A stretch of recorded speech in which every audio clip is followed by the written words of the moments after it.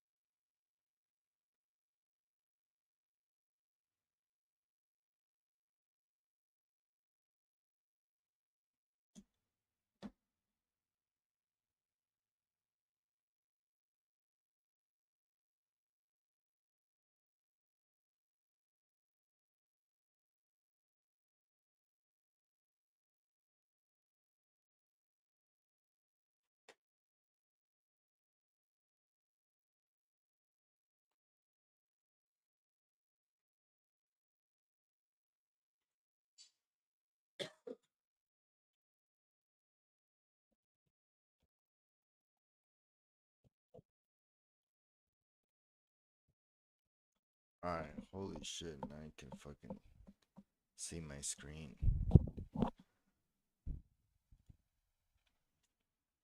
Holy fucking shit! To chrome.google. Alright, so I'm doing an HTML course on Free Code Camp, right? I did a couple of these guys, and now I'm on this part, learning accessibility. So the tools such as keyboard shortcuts, ARIA attributes, and best design practices. So what I could do is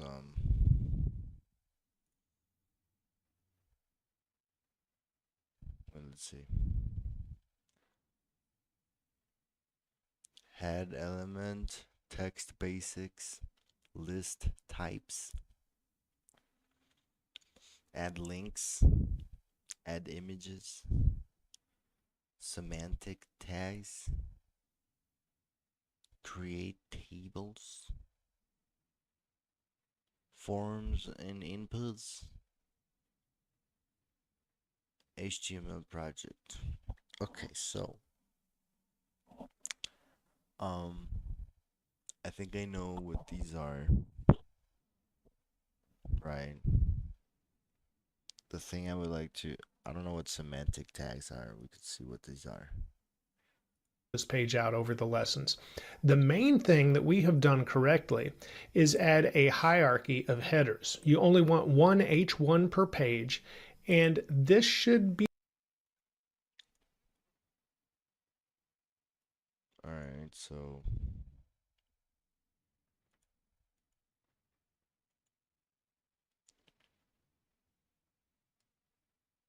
like what the fuck?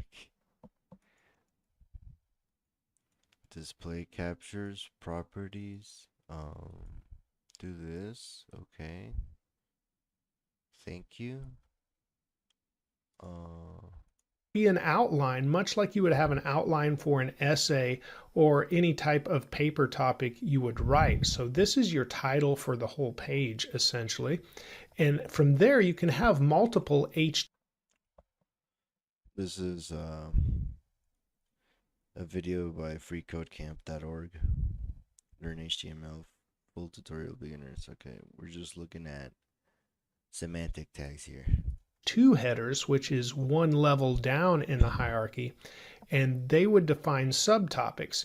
And then beneath that, you could have H3 headers if there was a subtopic of a subtopic, and so on. And that continues to H6, although you really don't want any more than about 3 levels of headings on a page. So H1, H2, H3 would be the ideal way to have a page laid out. After that, we need to consider some things about semantic HTML. Writing semantic HTML helps us quickly see or read the different sections in a web page and navigate to those sections. Now, we've already added a nav element to our page, and nav elements are semantic elements. So this says we have a grouping of links here, and we can see that on the page with Learning HTML and Planning a Vacation. We have a grouping of links here that will help us navigate to the rest of the page. We also have an HR, which stands for horizontal rule. In the past, I believe I might have said these didn't really have a semantic I'm so lost already. meaning, but they do. They're currently viewed as semantic elements, and it means that there is a topic change. So something is changing, and of course we have a couple of topics on our page.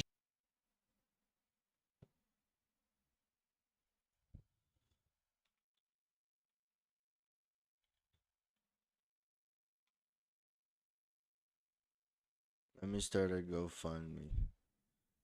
Is there one from Mexico? Okay, we'll do it for you. We use your location to determine your currency. You use my location. Okay. Well, I need to make a GoFundMe at some point. Uh-oh.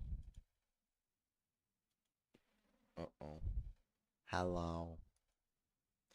So, what I need to do is I need to do a window capture.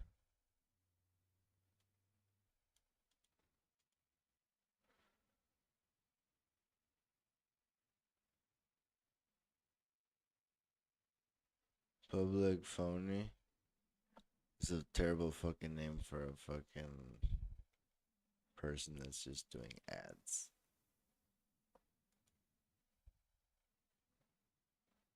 Don't you think?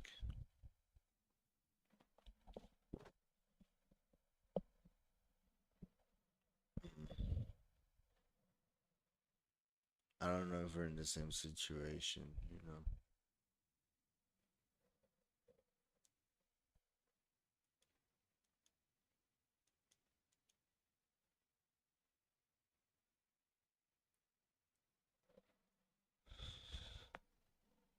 Oh, ouch. Okay, so don't get too toasted. And we have horizontal rules between those. In the future, as we learn CSS, we may want to remove. What if I watch it in 2 times speed?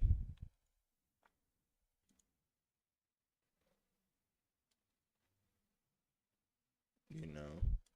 The rest of the image element. Now notice the image element. University instructor Dave Gray gets straight to the point, and he will take you from knowing nothing to understanding advanced HTML concepts. Hello and welcome to 4 hours of HTML tutorials and instruction. This video is made up of 10 tutorials for learning HTML that build upon each other much like the chapters of a book. Throughout the lessons in this video, I will mention links being available in the description below. I've compiled all of these links into one GitHub resource that you will find in the description. Hi, I'm Dave Gray, and I'm the creator of these HTML tutorials. You can subscribe to my YouTube channel for more tutorials like this one. You can also follow me on Twitter, and if you're feeling generous, you can even buy me a cup of coffee. A quick thank you to Bo at Free Code Camp for sharing this video, and to everyone at Free Code Camp for providing such an outstanding resource that helps people learn how to code for free. It's truly my honor to contribute this video. Let's get started learning HTML with chapter 1. What is HTML? HTML is an acronym that stands for Hypertext Markup Language. And Hypertext Markup Language, HTML, is the most basic building block of the web. It defines the meaning and structure of web content. And hypertext refers to links that connect web pages to each other. And that can be within a single website or from one website to another. Overall, HTML uses markup to annotate text, images, and other content for display in a web browser. And you can see an example of some of these markup elements here. But before we begin creating a web page and using these markup elements, we need to get the necessary tools. So let's start with a web browser. If you don't have one, or if you're curious what I will be using in this series, I'll be using the Google Chrome browser. And you can download that at google.com/Chrome. So if you don't have that and want to use that, go ahead and download and install now, and then come back to the tutorial. Also, I will be using an extension, and we go to chrome.google.com/webstore to get extensions for the Chrome browser. And there, if you want to use the extension that I'm going to use, it's called Dark New Tab, and you can press enter to search for that. And once you've completed your search, you'll see Dark New Tab offered by Keller, which is the one that I have added, and you can see added here. I'll click on that, and once you're inside the page for Dark New Tab, you should have an install button here. Since I already have it installed, this is now a remove button for me. What this does is when you open a new tab in the browser, it uses a dark page instead of a light page, and I use dark mode whenever possible, so I prefer that. If you see me open a new tab in this development series, you'll probably see a dark tab like this one. From there, we need to get a code editor, and the industry standard right now, and what I prefer to use, is Visual Studio Code. Again, you can use other code editors to write your HTML code. Code. But if you go to code.visualstudio.com, you'll be able to download Visual Studio Code for free. And there you can download for Windows if you're on Windows like I am, or you can click other platforms, and it's also available for Linux and Mac OS. So now would be a good time to go ahead and download Visual Studio Code and install your code editor, and go ahead and open that up and then come back to the video. Okay, I am now assuming you have installed Visual Studio Code and have opened it up, and you may see something like this, or you may see a welcome screen. What you need to do is create a folder on your computer, and we will put our files inside that folder. So if I go to the File menu and choose Open Folder, you can see once this pops up what folder I am in, the HTML course folder in Windows, and then I've created an 01_lesson folder. So if I highlight that and select the folder, I am now inside that folder and ready to create my first HTML file. So if you see the file tree over here on the left and it's currently empty, if you don't, click this icon in the top left, which is the File Explorer, and that will hide or show this File Explorer. We're going to create the plus button, or click the plus button here for New File, and create a new file. Now we'll type index.html, as that is always the file name that is expected to launch a website. And you always want to keep your file names lowercase and with no spaces. Now, Windows will not complain if you put a space or use upper or lowercase. However, when we host our files on a web server will differentiate many times, and that can cause problems. So the naming convention is to always use lowercase, no spaces. You can use hyphens, dashes, and then end each file in .html. Okay, we have an empty index.html file. Let's create our first HTML element. And as you might guess, the first HTML element we'll create is HTML. So if we type HTML, all lowercase, and press Tab in Visual Studio Code, it creates the tags. And by tags, that is often interchanged as a word with element. However, the element consists of the starting and ending tag and everything in between. But here we might just be referring to the starting, also called the opening tag, or the ending, also called the closing tag. So we refer to HTML tags. But every page starts and ends with the HTML opening and closing tags. And everything else on the page goes between those tags. After creating our HTML element, HTML pages have two main areas. And one area contains data that is not seen on the page, but is considered to be metadata about the page. And that By the way, I think I know everything in this video. It's just going to be like a review because I was not doing anything for like 2 weeks due to the hurricane, but it's all good. That is the head area. So just type head, not header, but head, and press tab. And now we have our head element, and we will put metadata about the page inside this area. But the next area is the page that is the part of the page that everybody sees in the browser. And that is held within the body element. So type body and press tab. And now we have our two major sections of our page that are both inside of the HTML element. We have a head section and a body section. Now inside the head, we'll just put one piece of metadata today, and it really won't start with the word meta. We'll come back to that word in the future. We're going to create a title element and give our page a title. Let's just call this my first web page. And this will stay inside of the HTML document. Now I just pressed Control S, which saved the document. You otherwise would see a dot up here by the index.html. So I saved that, and I am using an auto formatter. Visual Studio Code may or may not do that for you when you save your file. If you want that, you can go to the extension icon over here and search for a prettier extension. And I'm not sure if mine is enabled or I'm using something else right now. We'll have to check. No, mine is disabled, but I do recommend this one. Prettier is a code formatter that will auto-format your code. But Visual Studio Code may do some of that as well. But if you want to use Prettier, go ahead and click Install, and you can use that as well. So I'll close out that Prettier tab, go back to the File Explorer here, so we see our index.html on the left instead of the extensions. And now we can see our HTML is formatted in a very easy-to-read manner. We have our HTML element, and then the head element, and then the body element. And they're separated by spaces. Very easy to read. And we have a title inside of the head. Again, the title will not be seen inside of the browser in the body of the page, but I will show you very shortly where we do see it. Inside of the body element, though, let's put an H1 element, which stands for a heading, and it is the biggest heading we could put. You only put one H1 element per page, and that should be saying what your page is about. It doesn't necessarily have to be the same text that is in the title. But here we're just going to put Hello World, as is the tradition for creating your first file in any language you're learning. And so we have Hello World on the page, and we have my first web page in the head section. Let's add one more element in the body of the page, and this is a paragraph element that starts and ends just with the letter P. But notice each of our tags, of course, start with this less than, and then end with a greater than. And then the ending tag, you'll notice, has a slash. But all we have to do in Visual Studio Code is type P and press Tab, and it creates both for us. So we're going to put some text inside of our paragraph, and here we'll just put, this is my first web page with a period in the sentence, and save. Once again, I'm pressing Control S on the keyboard to save. You can go to the File menu, and from there you can also choose Save, but you'll notice the shortcut is Control and the letter S. We're almost ready to view our web page, but before we do, remember the extensions we went to? I want to show you just a few if you want your Visual Studio Code to look like mine. One thing to draw your attention to is when I created an index.html file, I have the little icon for HTML5 beside it. You may not have that, but if we click on extensions, and then we can delete Prettier that I searched for before, type VS Code-icons, there you'll find the extension that will add that to your VS Code as well. So you can install, I already have it installed, so mine says uninstall, and that will add icons as you create files, and it might add the icon up here as well in the tab, and that's how you see the icon here beside my index.html in the File Explorer. So visually it helps you see what type of file you're working with quickly without even reading everything. After that extension, let's go ahead and click the extensions icon again, and then search for GitHub theme. I am using a specific theme which I prefer dark mode in everything that I do. So I am using the GitHub theme extension, and it has light and dark themes. I believe I'm using the default dark theme. This might be bright for a second, but I'll click set color theme, and yes, it switched back to light, but I choose GitHub dark default, and then yours will look much like mine. Now, these previous extensions have been optional, but one that I say is a must for you to install is called Live Server. So let's pull up Live Server by Ritwick Day. I'll click on that, and you want to install Live Server because it's going to help us view our web pages. So go ahead and install Live Server, and after you have it installed, we'll go ahead and take a look at the web page we've created. Okay, with that installed, I'm going to close that tab. I'll come back to the File Explorer here to show the file. And now if you have Live Server installed, you should be able to right-click and open with Live Server. And once we choose Open with Live Server, it opens our browser, and we can see our web page. It says, Hello World, this is my first web page. In addition, in the tab at the top, it says, My First Web Page. So that is where the title goes, at the very top of the browser in the tab. Now this is very bright, and I have mentioned that I prefer dark mode. So let's go back to Visual Studio Code, and I'm just going to paste in some quick styling that is actually CSS. Once again, this is optional, but it will save my eyes and possibly yours as we work through this tutorial. So once we're back in Visual Studio Code, just underneath the title in the head section, I'm going to paste this in. I'll quickly describe it. I put in a style element, and that allows me to put in some quick CSS, and I changed the font size to make it just a little larger, and then I changed the background color to a dark color, and I changed the font color to an off-white color called white smoke. And that's all I did. We're not really learning CSS here, but this will save our eyes going forward if you want to make these changes. If you prefer the white with dark text, that is fine too. But now that I've saved this, the beauty of Live Server is that it automatically reloads our page for us in the browser. So let's go back to the browser and look at our update. And now you can see our web page is in dark mode, and we have a little bit larger text here as well. It did not change our title from the head because that just goes into the tab of the browser. Also notice the address. This is an IP address, and then we have a colon, and this is a port number. But this is on your own computer. This is not on mine. I can't go onto the web and see your page that we just created. We haven't loaded it to the web. It is just running on your computer. But this is the way to view web pages as we create them, which creates your own local server. It's what's called a dev environment, and that is preferred. What you don't want to do in Chrome is try to open a file like you would in Word or some other document browser, or even Visual Studio Code, how we open files. That's not how you want to view a web page. You want to use a development server, and that's what we're doing with Live Server in Visual Studio Code. Now, if you ever want to stop the server, down here in the bottom, you can see the port number 5500, and it says click to close server. So I can just click that. It says disposing, and now we have a go live button, which you can also use. You can also right click on your document and choose stop or open with Live Server. Now we would, once again, since we stopped that, we would need to open with Live Server to have a live web page that responds with Live Server. Now we would once Wait, so you just make a style thing, and within the style, that's it? again, since we stopped that, we would need to open with Live Server to have a live web page that responds to changes we make. And notice how it opened a new tab here instead of our old tab. Our old tab, the server for that page closed. So we close that out, and now we're using this one because this is going to show our most recent changes. Now, after we've created a web page, how do we know if we have errors or not? Well, that's where a validation service comes into play. And this is the W3C markup validation service. W3C stands for the World Wide Web Consortium that really makes the standards for the web overall. What we want to do to check our page What the fuck did he just say? W3C. ChatGPT, quick. W3C. No. What is the... It'd be so cool if this thing had like speech, text to speech.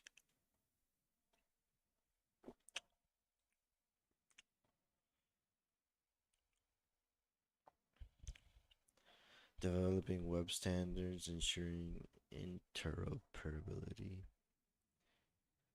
W3C develops and publishes technical specifications and guidelines that define various aspects of web technologies. XML, web accessibility, web security, and monitoring interoperability. These standards are designed to enable interoperability between different web browsers and devices, promoting a consistent and promoting web accessibility standards to ensure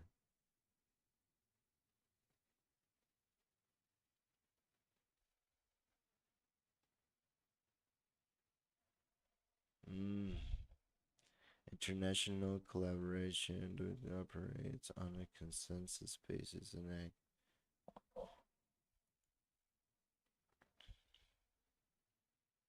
provides resources, educational materials, and outreach programs to help developers and organizations understand and implement web standards.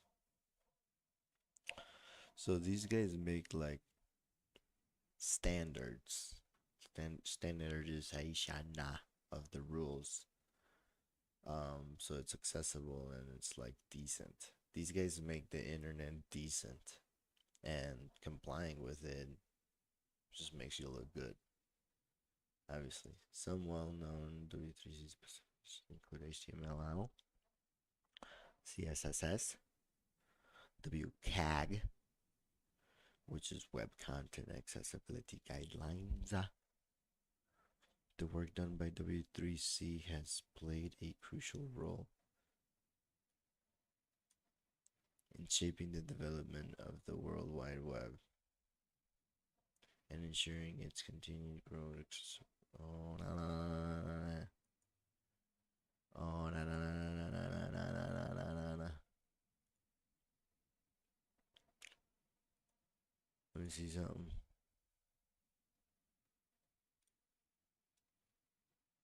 Oh, what? Oh, yeah, we're here.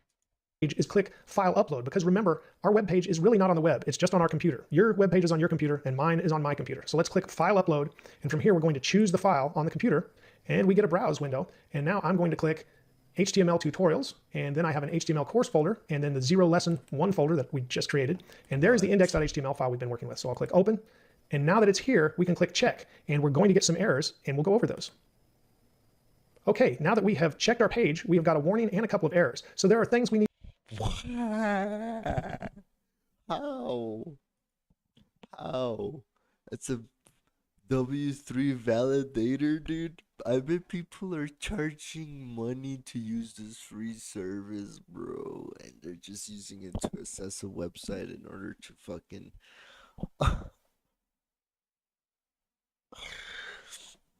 Alright. Example 7-Eleven has an opening job for checking your HTML, and then you input this into your you input their website into this validator w3.org thing, and then this list of things, you know, these list of things, you come prepared with that to the interview. You know you're gonna get interviewed for this job, so you go search and you talk to the person and you're like, yo, I know what's wrong with your website. Need to fix in our HTML file. Let's address these in order, with the first warning says consider adding a lang attribute to the HTML start tag to declare the language of the document. So that is something we should do. Now we're going to go to the HTML tag, and we can add what is called an attribute. And this is the lang attribute. And I'm An attribute. This is the lang. going to set it equal to EN, which is the abbreviation for English in general. You can supply a dialect like this, -US, or I believe the other would be GB, but I don't usually do that. So I'm just putting EN for English. You might have another language you prefer to put there, and you can find a list of those at the MDN network as well. And that's the page where we were looking for the definition of HTML at the beginning of this tutorial. So I will link to MDN, the Mozilla Developer Network, in the description. Now that we've added the language attribute, let's go look at the other errors we had and see what else we need to fix. It says the character encoding was not declared, so we also need to handle that. Let's go back to Visual Studio Code.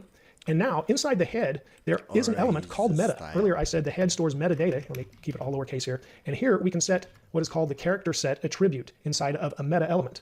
And from here, I'll put UTF-8, which is the standard for all web pages that I have worked on. There are other character sets, but this is the typical value you would see in there. So I'm going to save this. And in the future, we'll cover more meta tag values that we'll have inside of the head. Now let's go back and look at that last error that we got from the validation service. And that said start tag seen without seeing a doc type first. Expected, and it shows you exactly what it wants, doc type HTML. And that is a document type declaration that should be on the very first line of your page. So let's go back to our HTML file, go to the very top, and we'll press return, and we'll paste in exactly what they had there. So you see, once again, it starts with the less than and the greater than symbol, but this is not really an HTML element or tag. This is just a doc type declaration that you should have in every HTML file at the very beginning. So now I'll put that in and save as well. Let's look at the validator first, and let's choose the file again.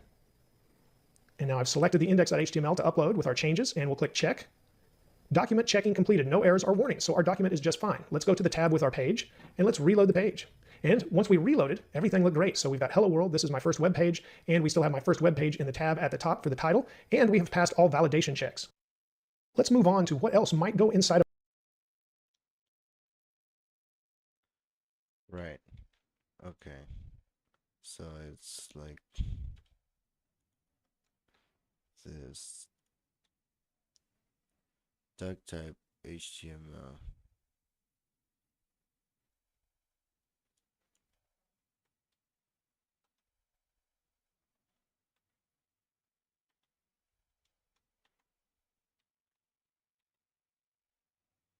That's a self-closing tag. Okay. Right. Yeah, we're fine now. Um.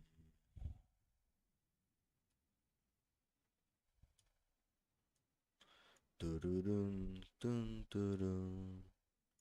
Rap beaters in the city. If you gonna get the money, I don't know what it said. That girl is a real crowd pleaser.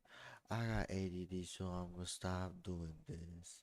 Of our head element. And remember, everything inside of the head element is not seen on the web page. And with that said, I've dragged the Visual Studio Code window to a little smaller size on the left and Chrome to a little smaller size on the right. But I'm just going to expand Visual Studio Code for now because anything we change inside of the head element will not be seen on the web page anyway. So I'll click the expand button and we'll just see our code. Now, I had mentioned that we could store more metadata inside of the head element, and that is definitely some of what we see. So let's add a couple of typical meta tags that have metadata that you would commonly see. The first being for the author of the page. So we'll say name, the attribute name, is equal to author, because that's what type of meta tag this will be. And then we'll have a content attribute, and this is where you can put your name. I'll put my name for now, since I'm the author of the page. And then let's add another meta tag, and let's give it a name as well. And here we'll put a description. This will describe the web page in a little bit more detail than possibly the title would. So here we can put more of a sentence. And once again, we need the content attribute to do that. Let's say this page contains all the things I am learning how, if I can spell how. Wow. Alright. No problemo. No problemo. We're gonna get a little couple of meta taggers. We're gonna get a couple meta taggers. Meta. You know what I'm saying? Why isn't it like auto closing anymore? Oh, this is a self closing thing. That's why. This thing made a noise and now I'm just.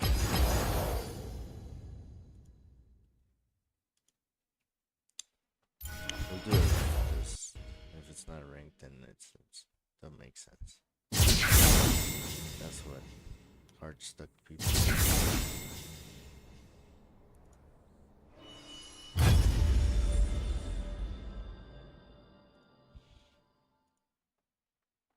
Okay, so first meta character set. Okay, we already did that. We can add a name.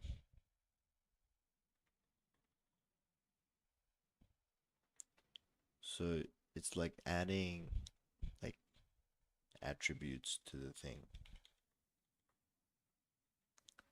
Content is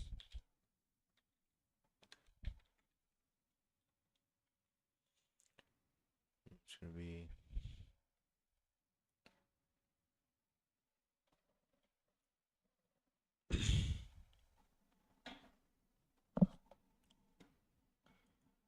uh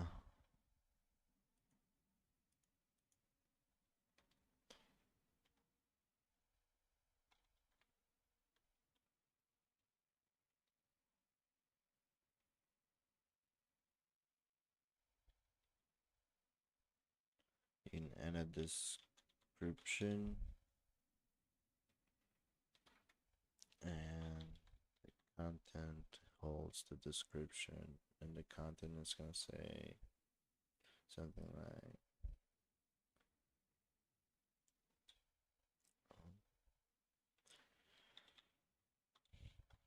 this page holds all of my HTML junk.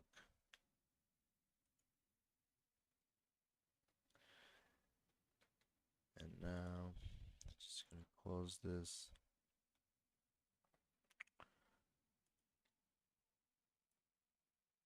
And another thing I can add in the head is the style. And here I can go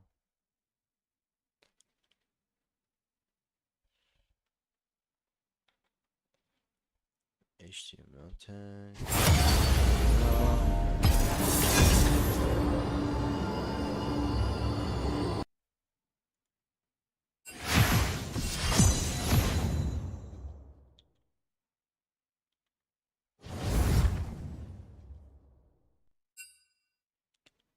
Dude, that is so broken, dude. Alright, we're gonna play main.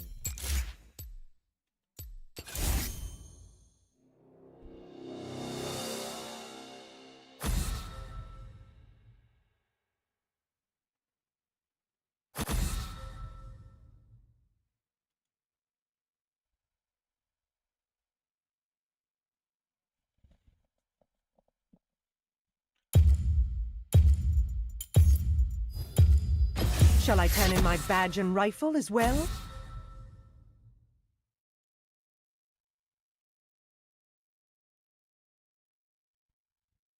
File 2, and it looks like I'm extending the page. So in Visual Studio Code, I'm going to press Alt-Z in Windows to make sure the text continues to wrap.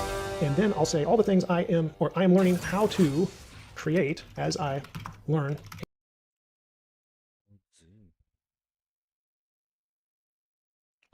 Wow. It fucking raps,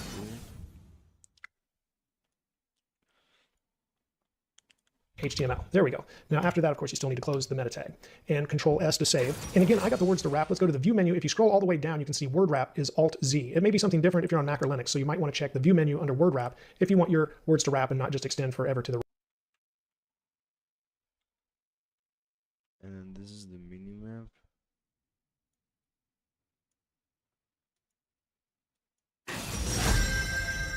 Fuck, I almost dodged. This is gonna be interesting.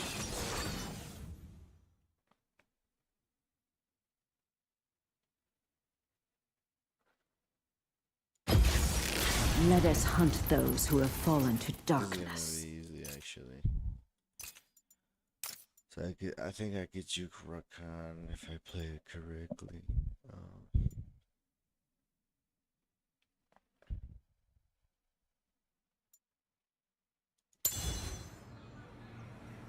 I think I need to be unexpectedly tanky and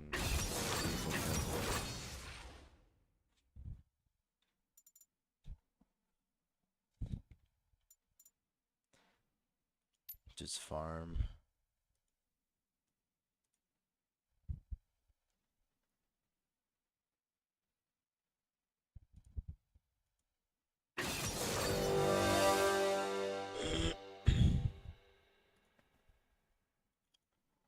Okay, so if I have this. Right here. Now we've added more description about our page. Now this information could be picked up in a search engine or some other service that wants to learn more about our web page. However, let's go ahead and put something in the head where we will notice the change when we go back to the browser. And that is to add what is called a fave icon. And we can do that with a link element. Let me use lowercase once again. And inside of the link element, we'll have several attributes. One is the REL, which stands for relate or relation. How does this relate to the web page? And here we're going to provide an icon. After that, we need an href. This refers back to HTML, that stands for hypertext. This is a hypertext reference, so we're referencing a resource. And here we're going to reference a file that I have now put inside of our folder that is called html5.png. And if I click the file explorer over here, you can see I've now added an image file that's a .png file, html5.png. And you can download this image from the resources. And you can see it's a small little icon for the HTML5 logo. So I'll close that. I'm going to click the file browser to have that disappear again, so we see this. Now we have one more attribute to add, and that is the type. What type of resource is this? And here we'll say image/x-icon. And now we can save this, and I'm going to go ahead and minimize the code window. And now if we look at our web page in the browser, notice we have an icon up here. My first web page now has our little fave icon beside the title. And that's what we added here in the head by adding the fave icon. Type image/x icon. Rel icon href. Okay. That's awesome. With a link. How do you... And here we'll say image/x-.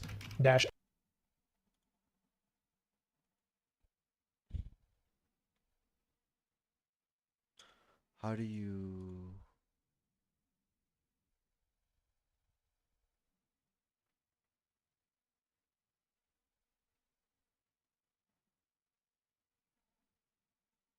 There's gotta be a way to. Can I run in?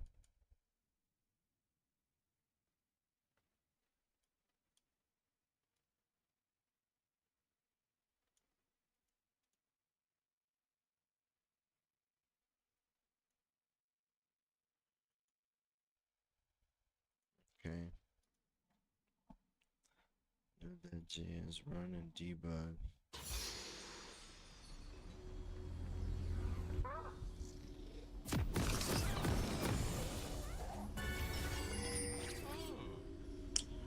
Shit. I'm gonna have to figure this out. Run task. View. Source control. Source control. Welcome to Summoner's Rift.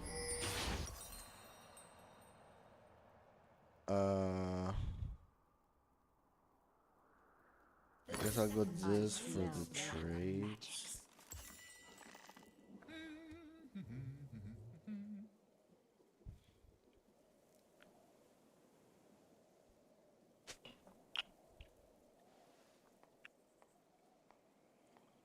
Be careful with everyone. Okay.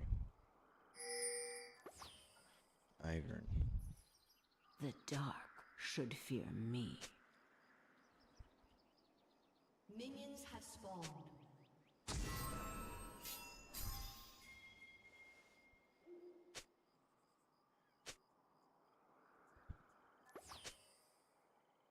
On wings of night.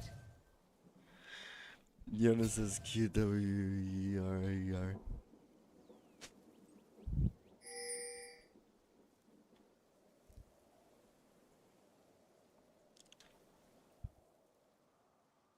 I'm a vein in bronze. In the dark, all is laid Like- bare.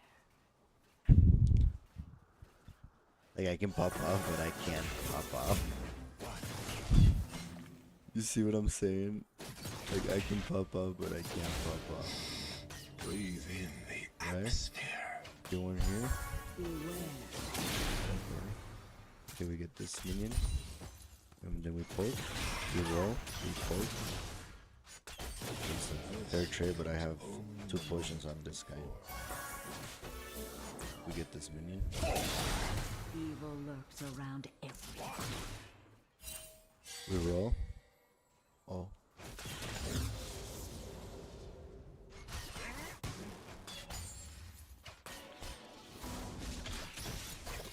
Oh, he popped the pill. I pass judgment.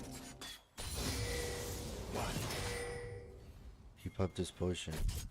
Silver alone.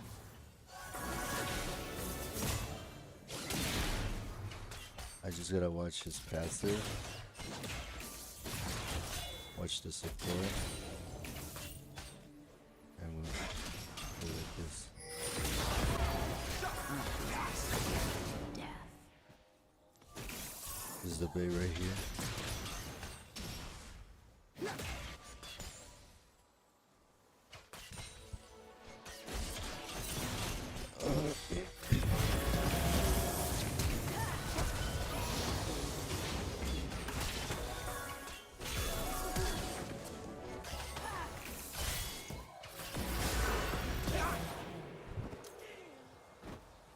Oh,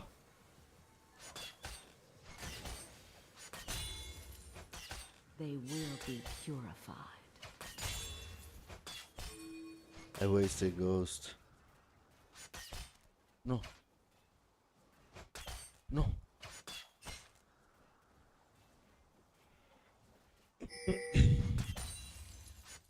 I hear the innocent cry. Has been slain.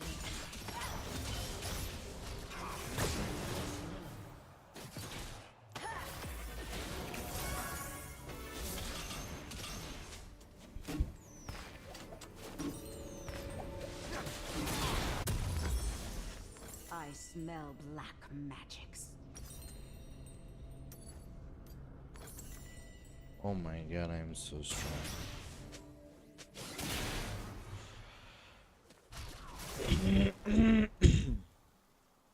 Okay, so we got a double kill. And we're bunch of minions. This bitch just took my fucking. Art shall blossom from your fear.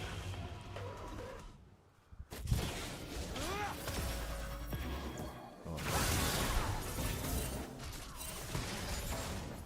On wings of night.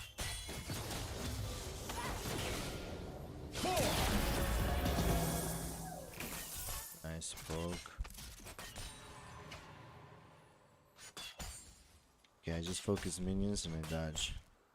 I release you from their pain. Comes another minion. Oh. Oh.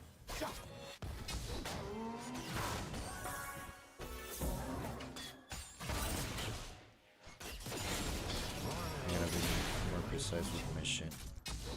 In the dark, all is laid bare.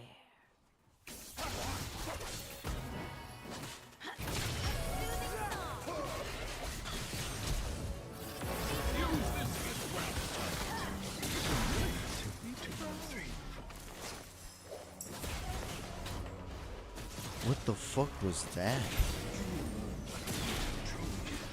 Beware.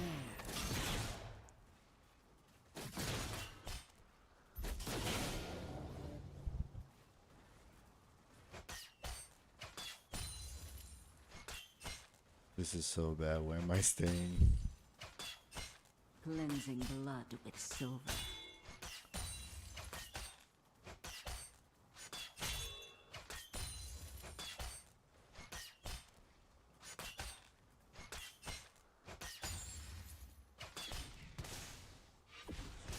The shadows are unfeared.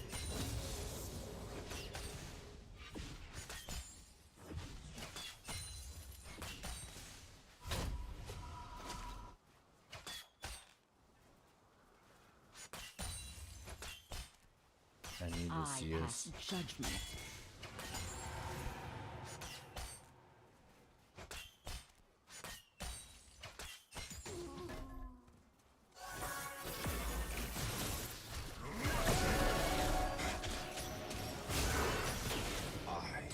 They will be killed. Awoken something deep inside me. Face the crowd.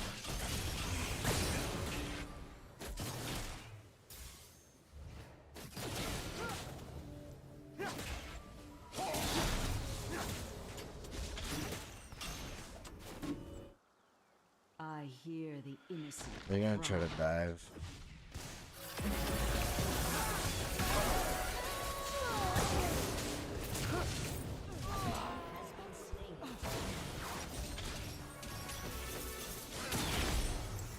What the fuck? I thought he was just gonna like start with Q. I'm so bad, dude. I should have just like ran away from him.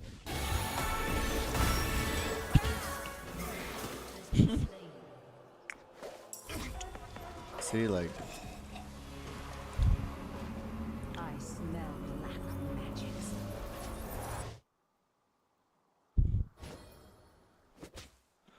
okay, farm.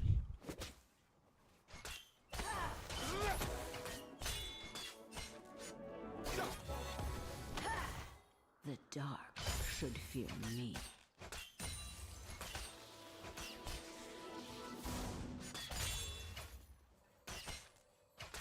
Holy lag.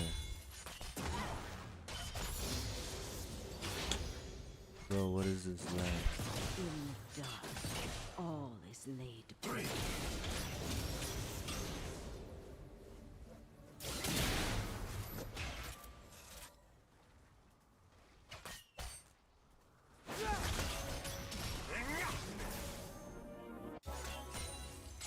On wings of night. What? What? What?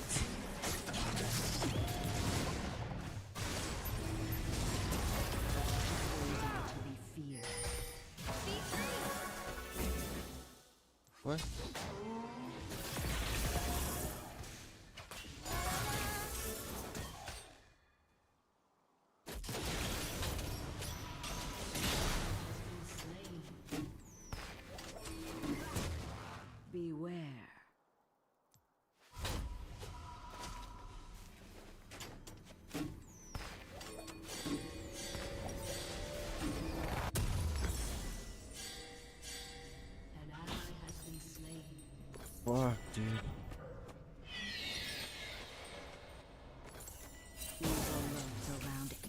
live for the applause. I think I outscaled this gen. I just like have to get lucky.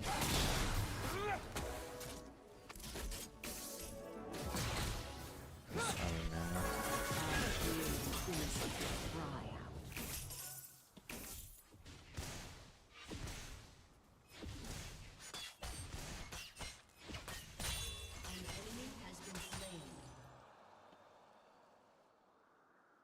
An ally has been slain. I release them from their pain.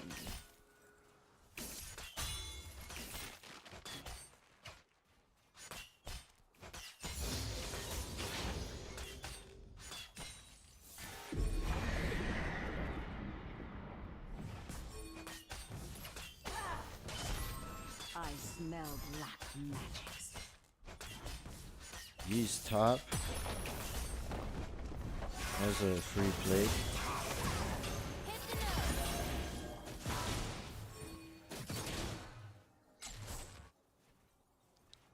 The dark should fear me.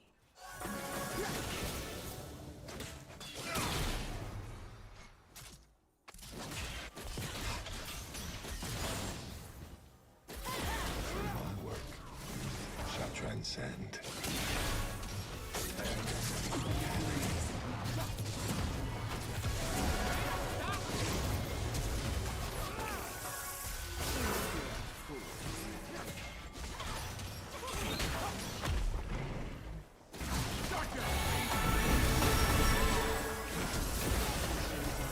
Compels me.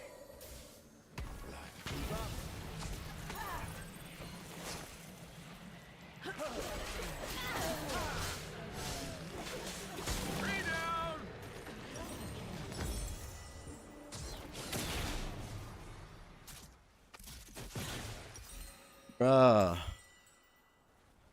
What the fuck am I In doing? the dark, all is Just lit. getting hit by random fucking dumbass shit, bro.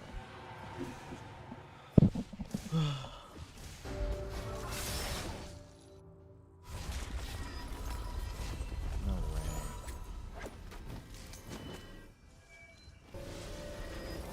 Evil lurks around me.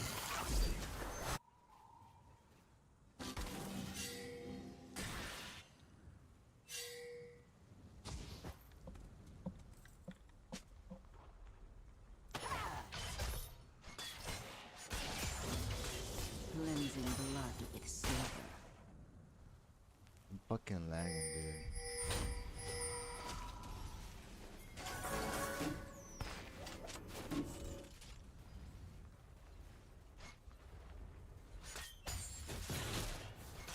I hear the innocent cry out. Down.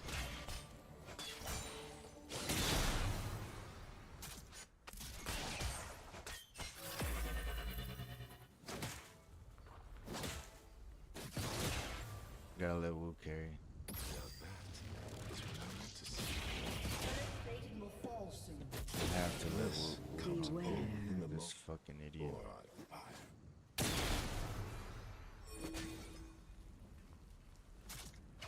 What?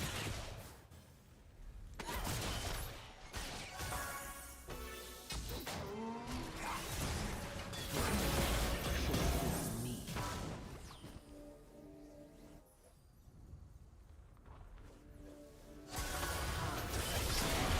Yes, I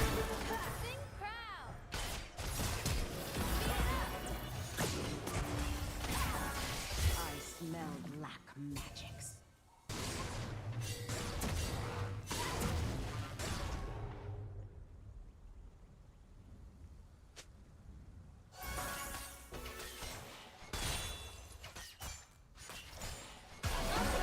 On wings of night.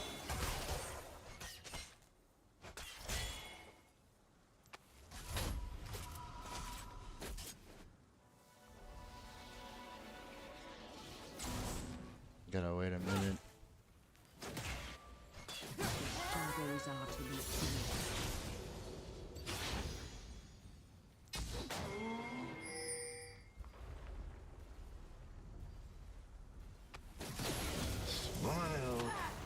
is watching. In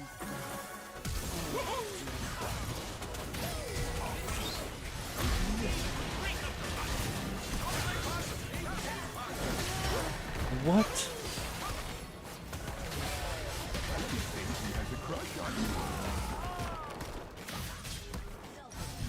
That was unfortunate.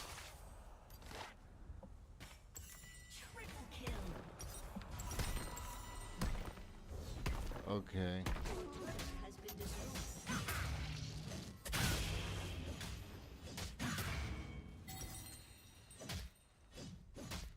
I hear the innocent cry out. No way, it's also a new cat.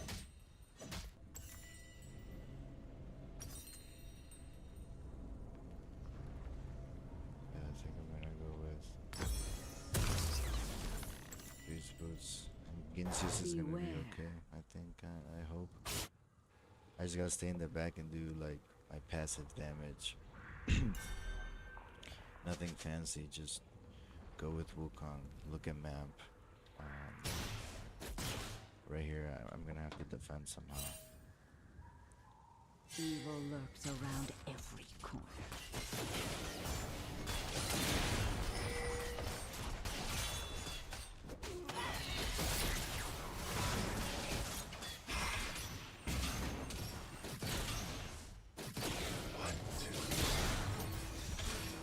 The dark should fear me.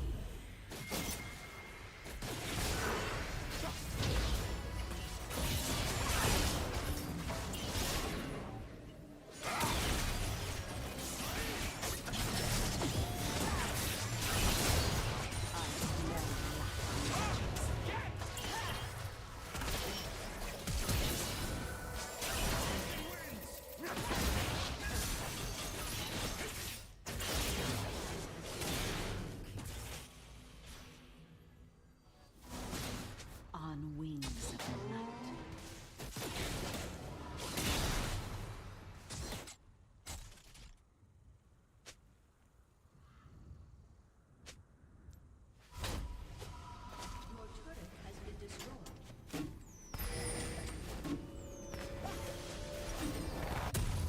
The shadows are to be feared.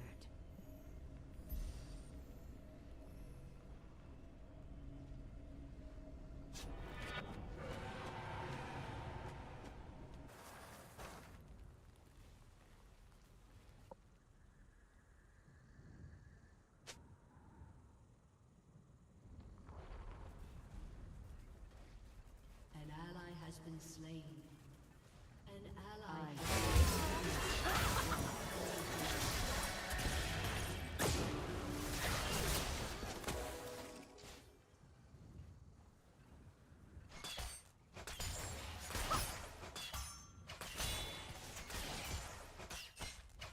I bring swift death.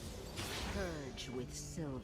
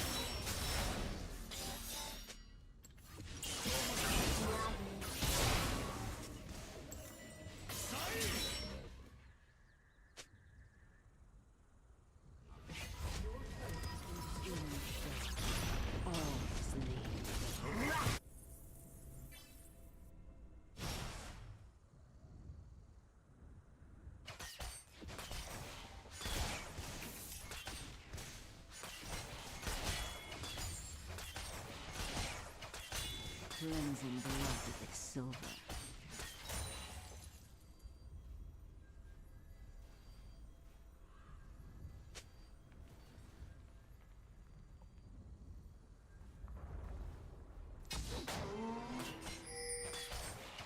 I bring a swift death.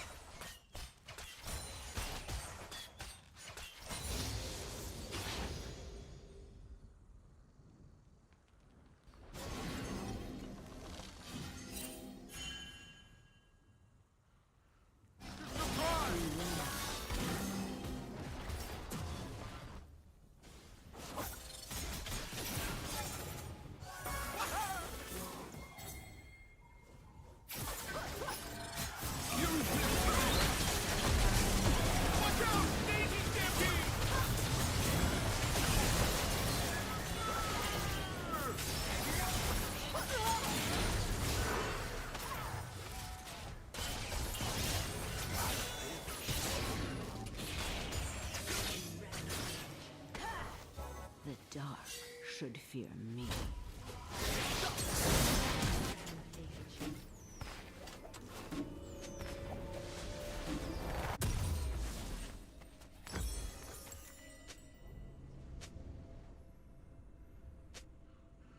On wings of night.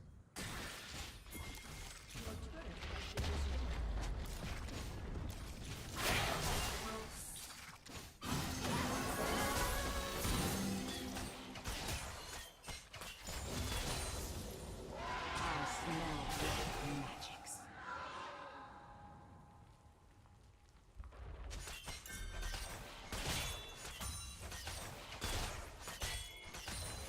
A gift from the Father. They will be purified.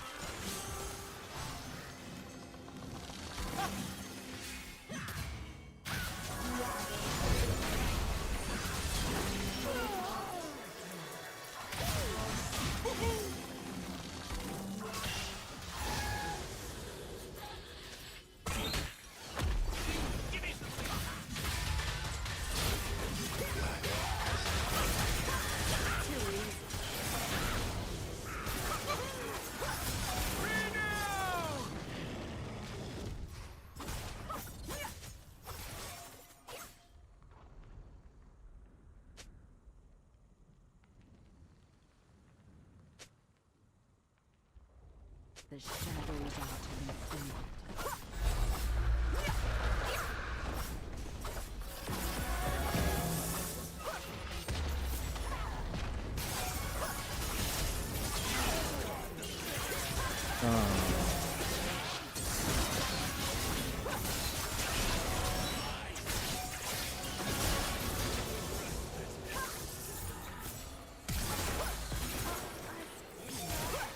Love. I guess it's over. What does she have? What the fuck? I don't even understand that.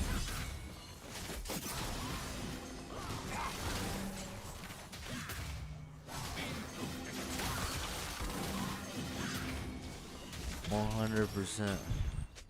In the dark, all is laid bare. The bird Gotcha!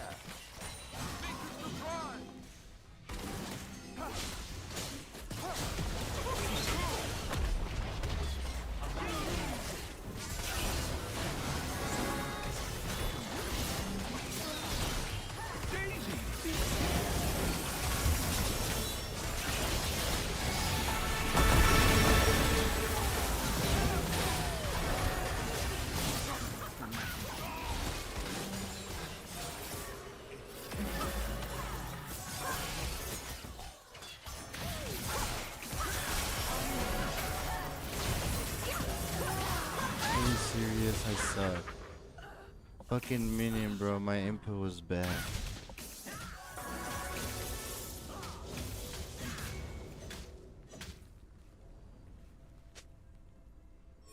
Winnable.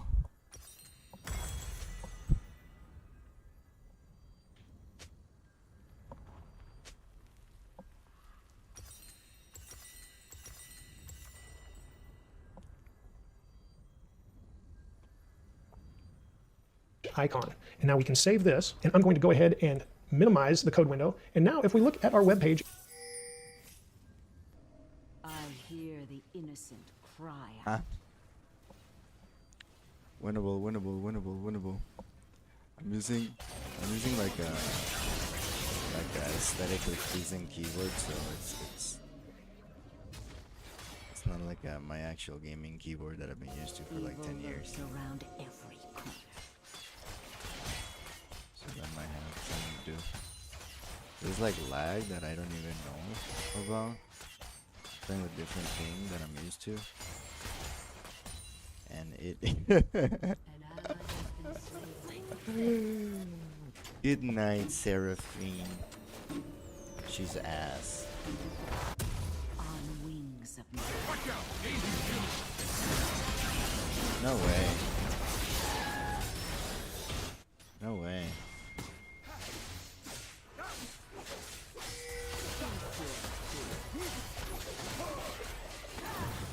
I pass judgment.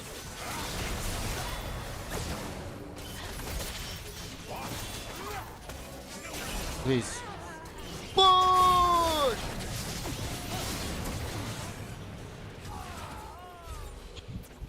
Why is my team dead? Come on, Seraphine, you got this. You got this. Just clear the minions. Dash mine. Come on, you got this. Yes, just hit that. Come on, you got this.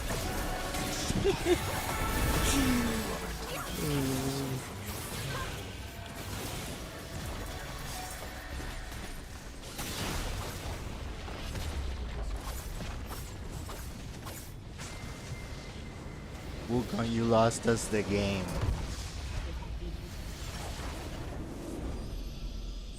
You're all shit. That was worth. in the browser, notice we have an icon up here. My first web page now has our little fave icon beside the title. And that's what we added here in the head by adding the fave icon with a link element. Now, we won't add any more here today, but this is the same area where we would link to CSS files and even JavaScript files and other resources that we pull in from the web. So the head is a very important part of the page, even though we don't see the content of the head inside the body of the page. And I said we wouldn't link to anything else here today, but since we do have this default CSS to make our page a dark mode, if you added this, and once again, this was optional, if you prefer the white page with dark text, you didn't need to add this, and we had this style element here to hold the CSS in the head, but that's not usually where you would find it for a page. So let's go ahead and do that. I'll expand Visual Studio Code again, click the File Explorer, and over here inside the file tree, I want to create a new file. I'm going to call this main.css, and I have an empty CSS file. All we need to do now is go back to the index, select the CSS that we put here for the HTML in the body, not the style tags, just select the CSS that's between the style tags. I'm going to press Control X to cut it out of the page, go to the CSS file, and Control V to paste it into the CSS file. Control S to save that file. Now back in the HTML, I'm going to remove the style element. I'm going to add another link.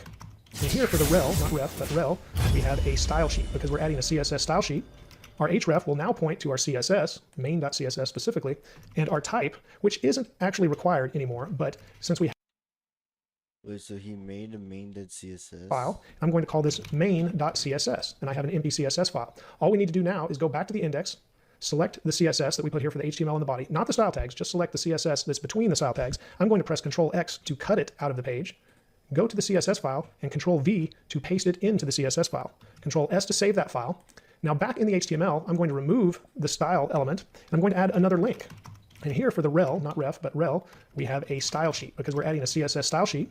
Our href will now point to our CSS, main.css specifically, and our type, which isn't actually required anymore, but since we have it, let's go ahead and add text/CSS. But our browser should know what it is, even if we didn't add that at this point, because that's really the only type of style sheet there is a CSS. Now that we've made these changes, let's save the file, and let's go ahead and click the button again to make our code shrink back down and look at our page. We can reload just to make sure it has reloaded, and everything looks the same. That's because we are pulling in our code. I'm going to go ahead and hide the file tree here. We are pulling in our CSS code using our link tag here, so we see our index.html on the left instead of the extension. And they only put one H1 element per page. Going to put on this is just a short one to file, delete this code as well. So you can insert up here as well in the tab, and that's how you see the icon here beside my.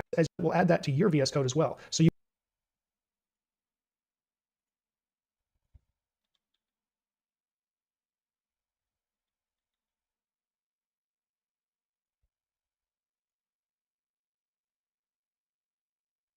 you can install. I already have it installed, so mine says uninstall. And that will add icons as you create files. And it might add the icon up here as well in the tab. And that's how you see the icon here beside my index.html in the File Explorer. So visually, it helps you see what type of file you're working with quickly without even reading everything. After that extension, let's go ahead and click the extensions icon again, and then search for GitHub theme. I am using a specific theme, which... All right, how do you launch the live server?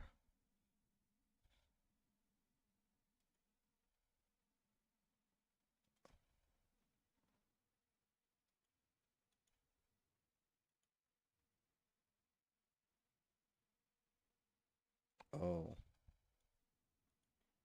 Okay, so you're here. And then, ooh, we got icons. We got icons. What's outline?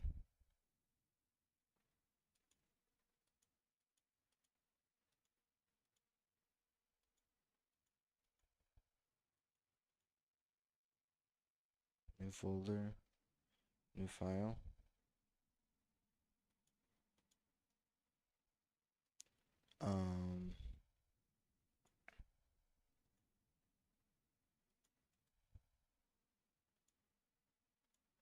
I'm guessing I can put this right here. New folder.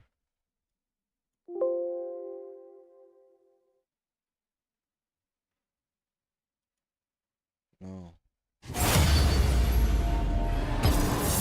I prefer dark mode in everything that I do. So I am using the GitHub theme extension, and it has light and dark themes. I believe I'm using the default dark theme. This might be bright for a second, but I'll click Set Color Theme, and yes, it switched back to light, but I choose GitHub Dark default, and then yours will look much like mine. Now, these previous extensions have been optional, but one that I say is a must for you to install is called Live Server. So let's pull up Live Server by Ritwick Day. I'll click on that, and you want to install Live Server because it's going to help us view our web pages. So go ahead and install Live Server, and after you have it installed, we'll go ahead and take a look at the web page we've created. Okay, with that installed, I'm going to close that tab. I'll come back to the File Explorer here to show the file. And now, if you have Live Server installed, you should be able to right-click and open with Live Server. And once we choose Open with Live Server, it opens our browser, and we can see our web page. It says, "Hello World, this is my first web page."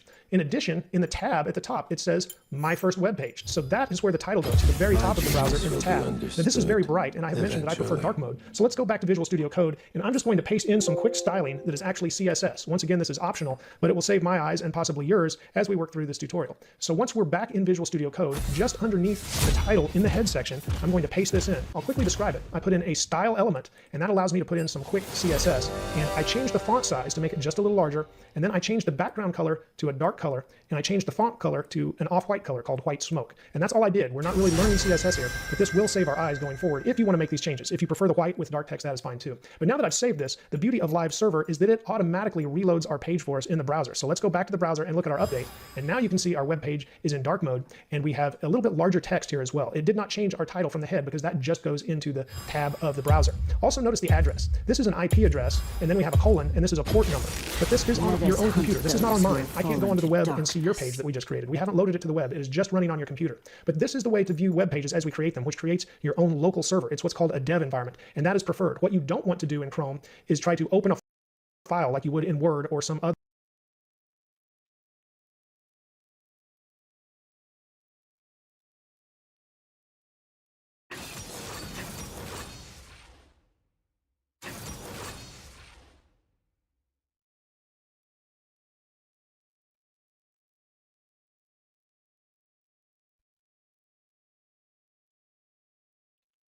Okay.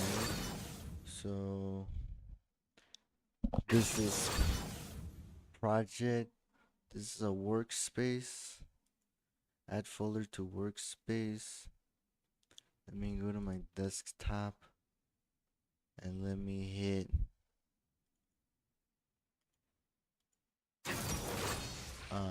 new folder.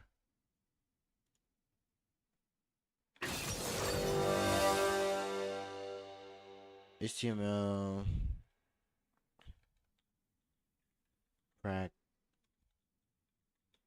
practice. Who doesn't like? Do you trust the author's files? Yes, it's me. Press the attack vein.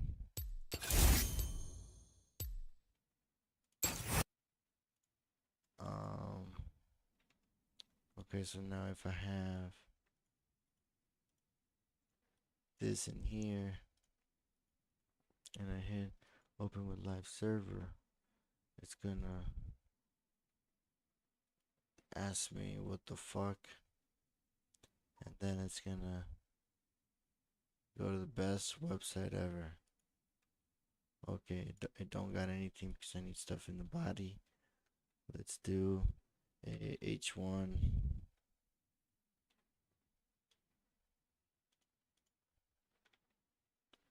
H1 best website ever. And now, behold, it's live. Beautiful. We don't need this, we just need to make a new file. Call it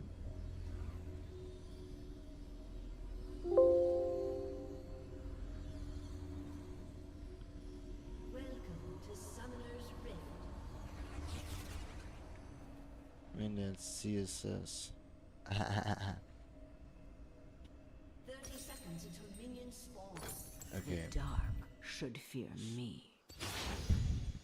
do not reinvent the wheel. Do not reinvent the wheel.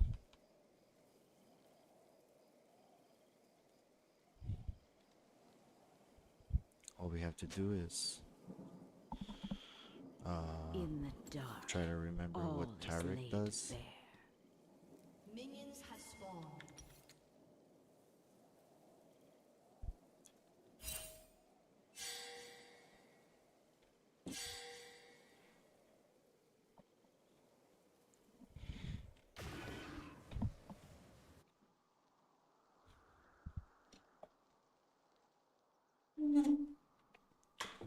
Sleep. Fuck.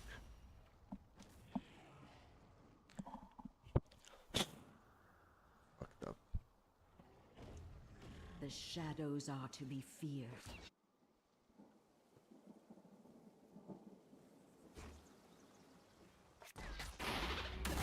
I think I was playing with my screen zoomed in last game. Evil lurks around every corner.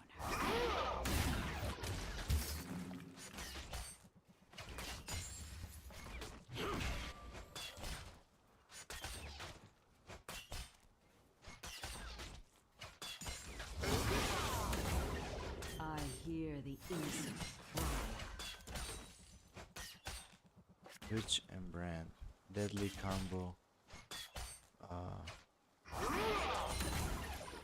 Very, very squishy. I bring swift. Honor the mountain.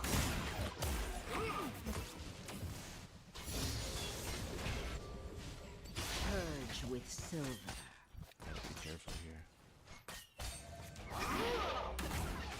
What? Say hello to little gems.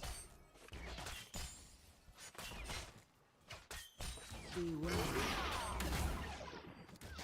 What the fuck? Alright, he's out of mana.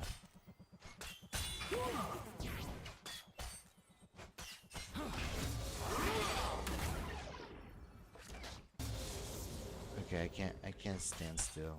I need to On wings. I need to of be night. insane like this.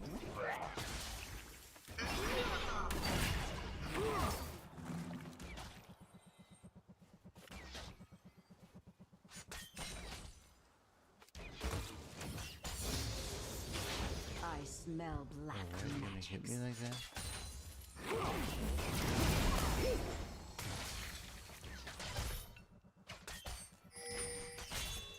Please.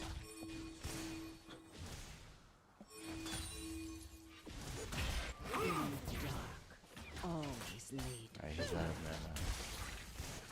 A little something from Targon. We'll be fine. Fuck! How? An ally has been slain. Cleansing blood with its silver.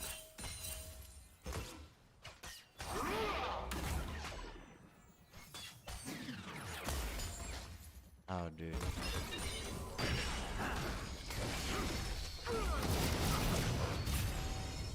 I pass judgment. Looking a little green.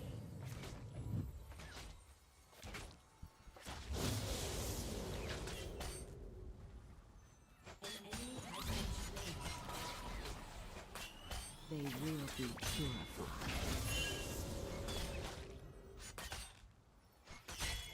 God damn it. The purifying element.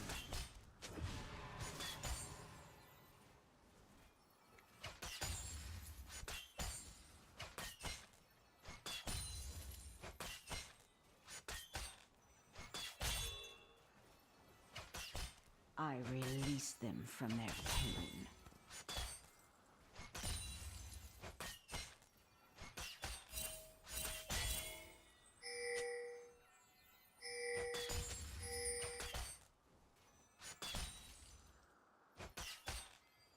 I bring swift death.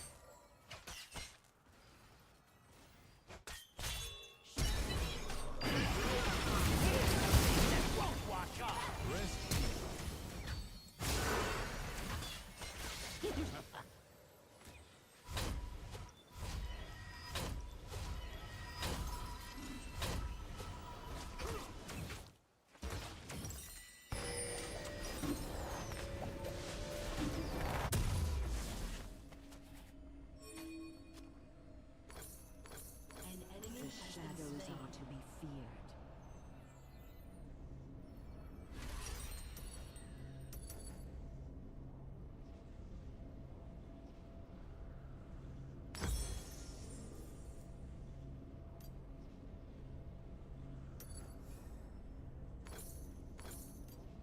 Evil lurks around every corner.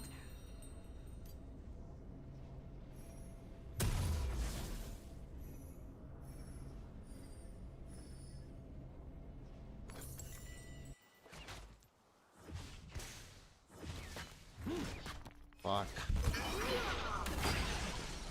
I hear the innocent cry out.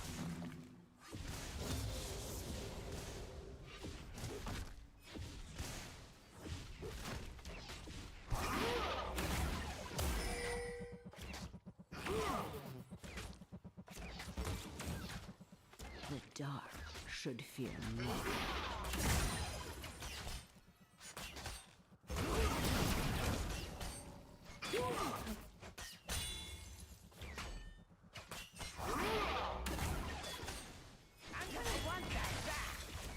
Cleansing blood with its silver.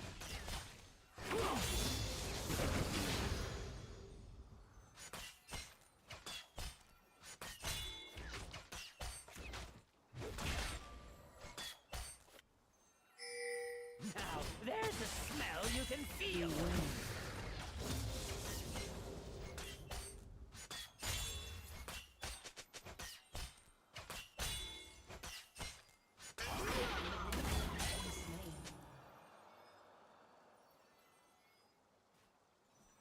I smell black magics.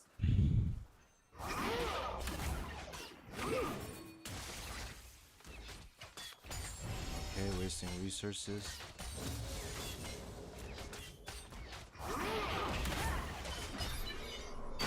On wings of night.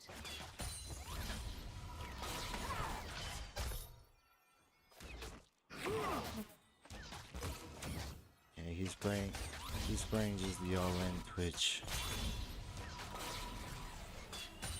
All you have to do to deny pass that is poke a judgment. little bit.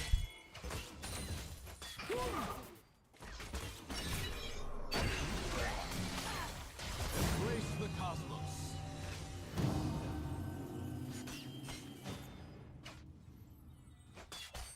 The shadows are to be feared.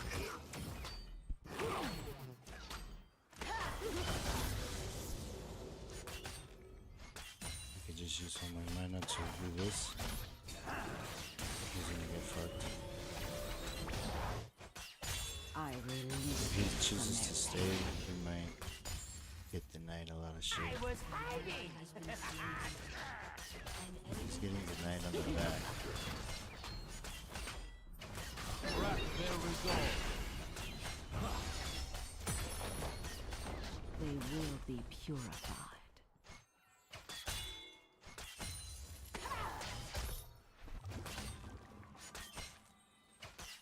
I'm playing with his feelings. Okay, he's gonna back now. Oh, he has a Evil brand now. lurks around every corner. I didn't go to work.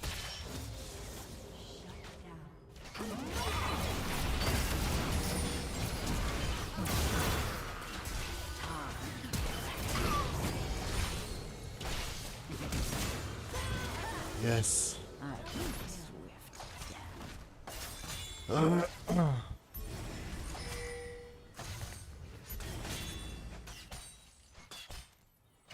Execute.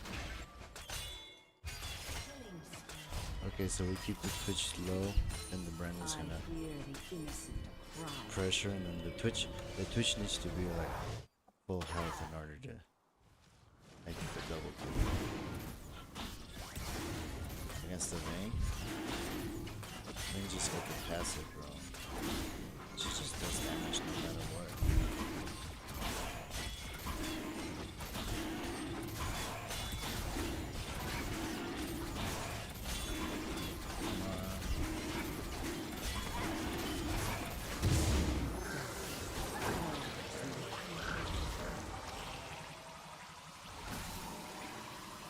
Ally has been slain.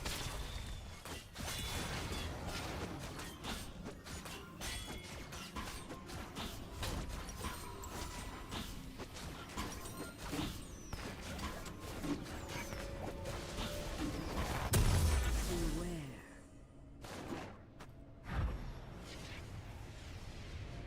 You're welcome.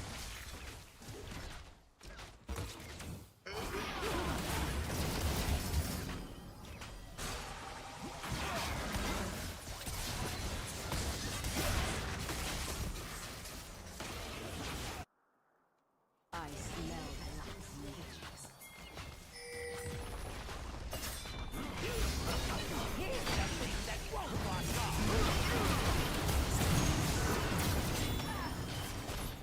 You're looking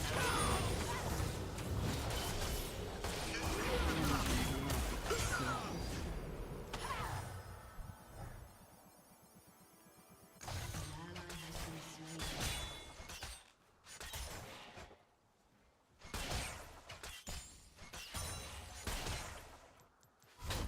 Unstoppable.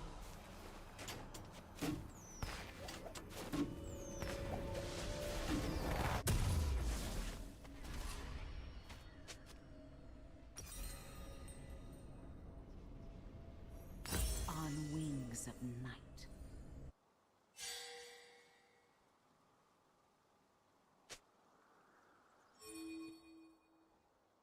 Bro.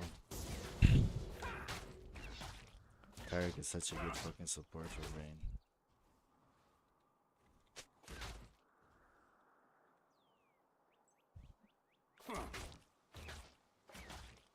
The dark should fear me.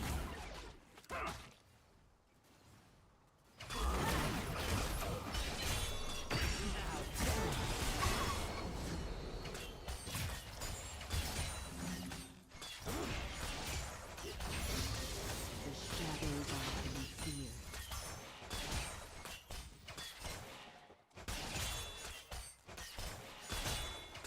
Five Robo? Will soon Shit. Oh shit. Release them from their pain. Impure fool.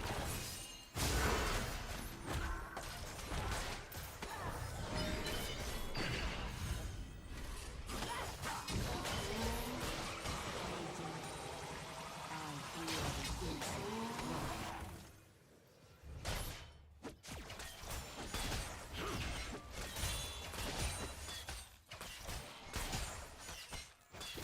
It's over, bro.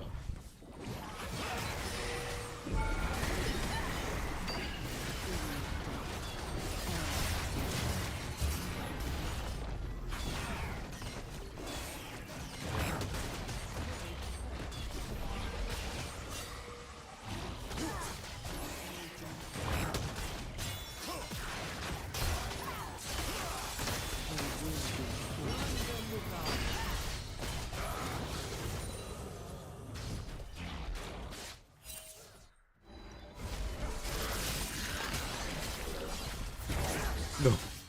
No. No, no,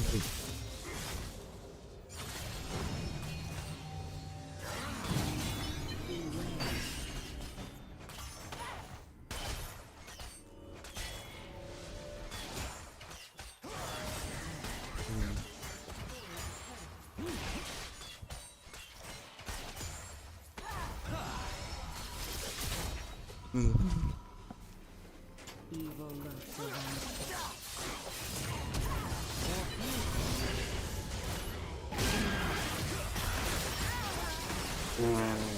No, I'm so bad. No.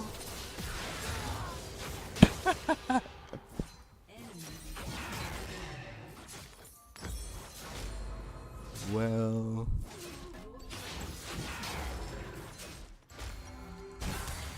No. No. I smell black magics.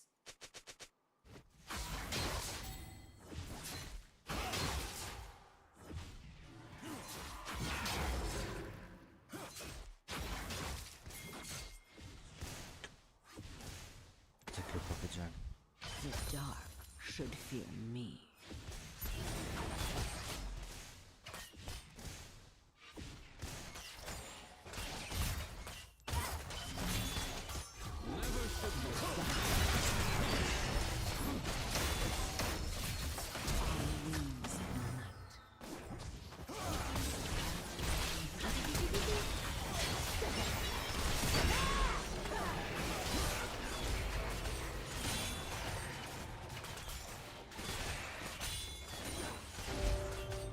Shadows are to be feared.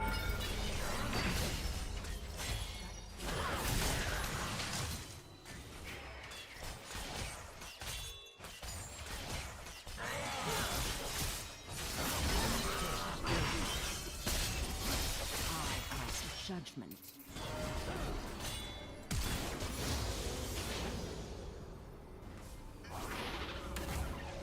Somebody call 911. Business fucking tearing up the dance floor. Whoa. Somebody call 911. Come on. I gotta go by Gincias. Cause they can just fucking kill me. Oh, I'm gonna bait this so hard.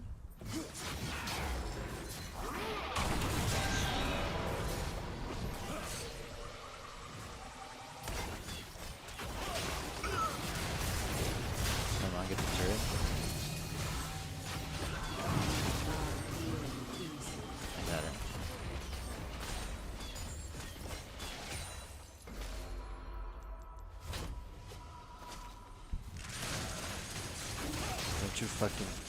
Don't you fucking. Cleansing blood.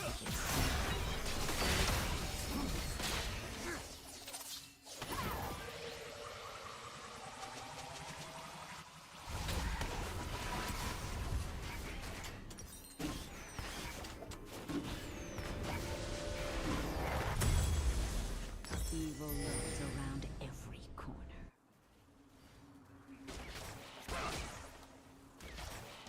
Come on.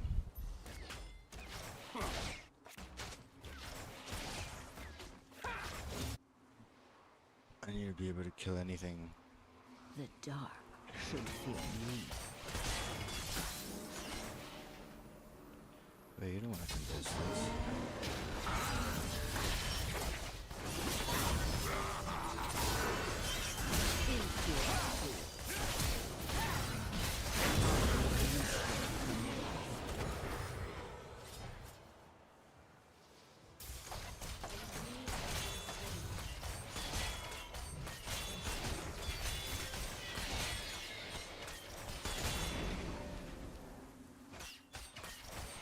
Yo, fucking Vin is strong.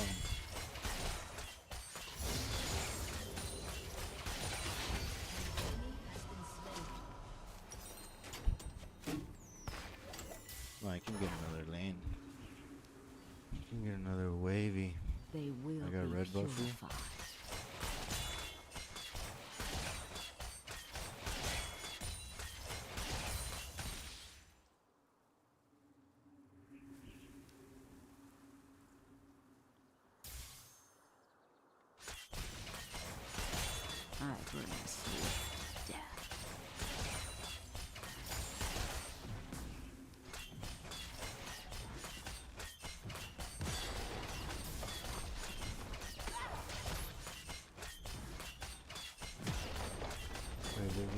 defending me. Ah.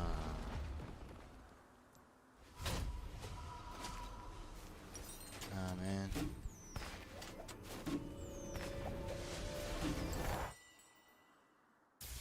Yes, yes.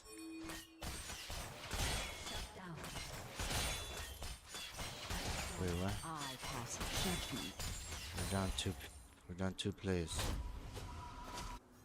Will they push? Will they not push? I'm gonna go high.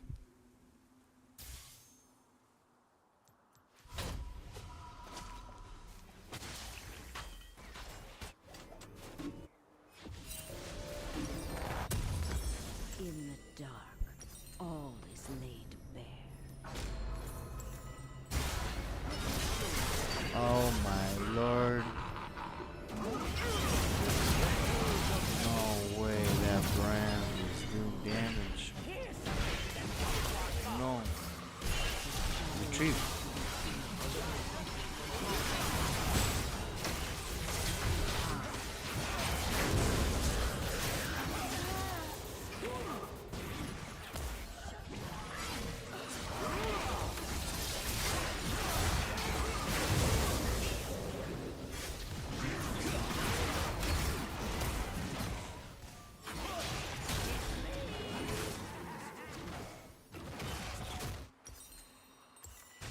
Let's get the minions.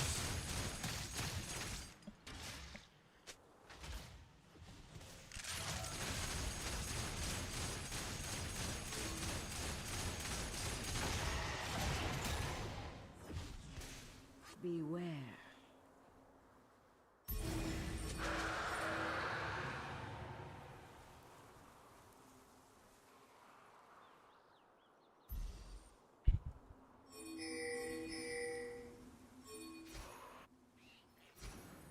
I hear the innocent cry.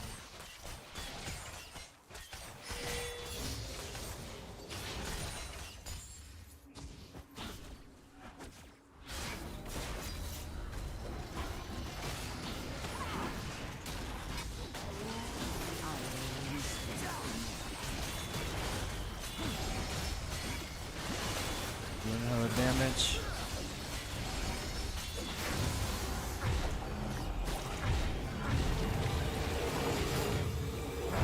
Why we leave?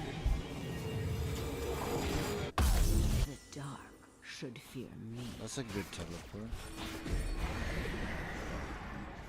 Oh shit.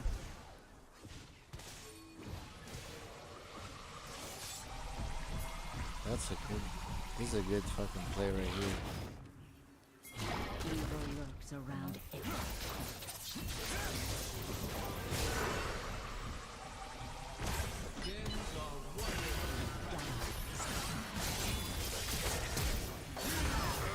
No.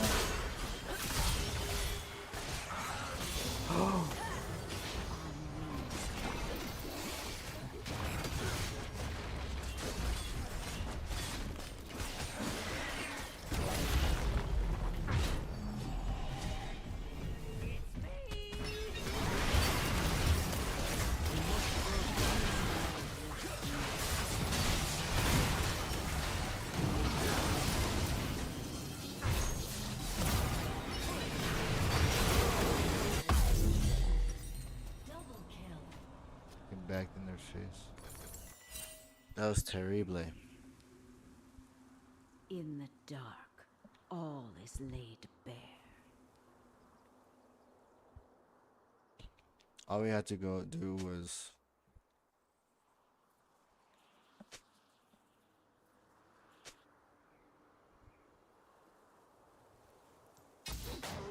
Beware.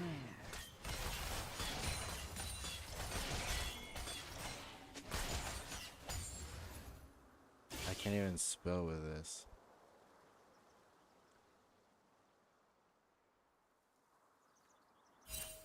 The shadows are to be feared.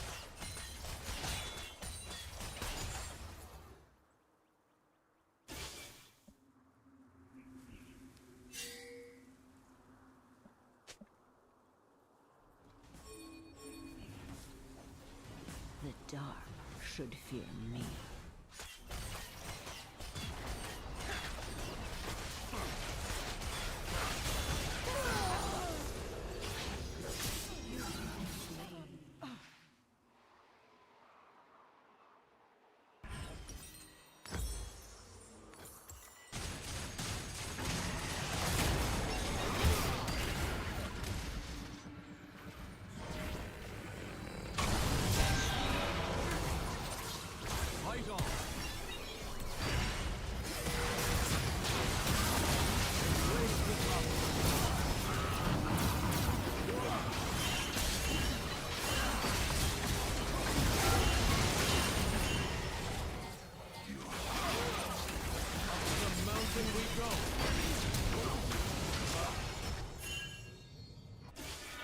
Evil lurks around every corner.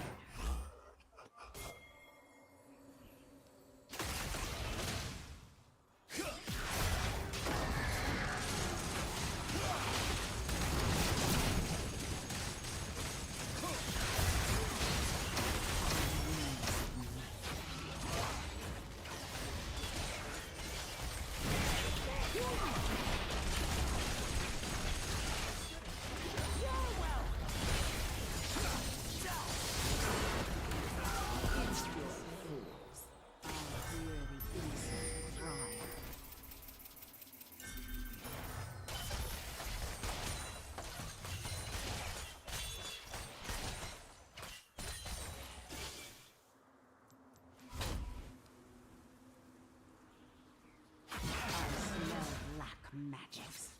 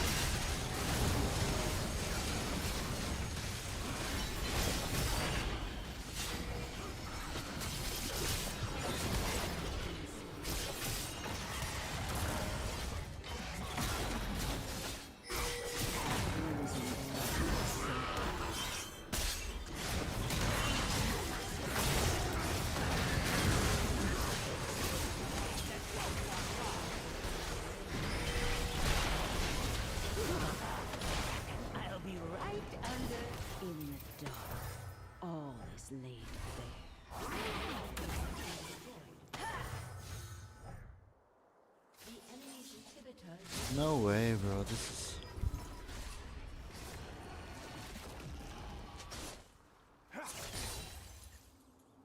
The dark should fear me.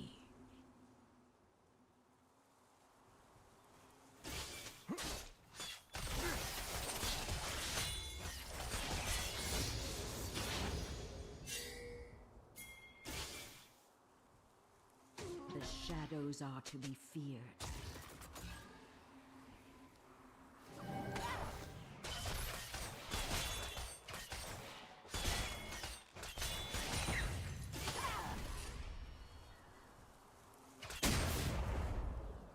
On wings of night.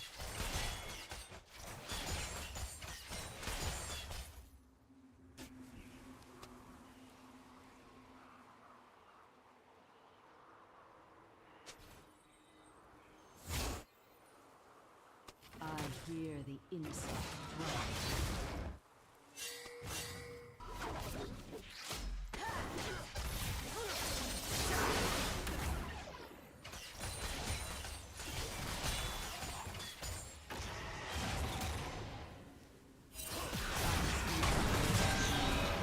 Stand against them.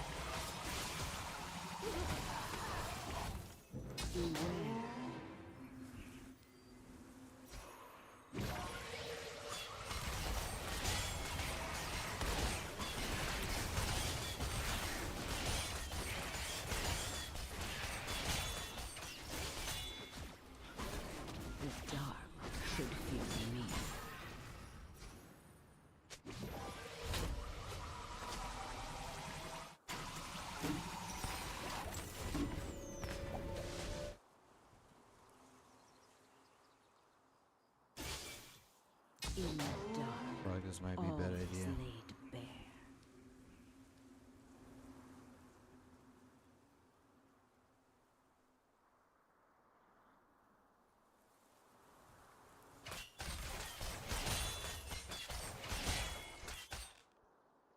The shadows are to be feared.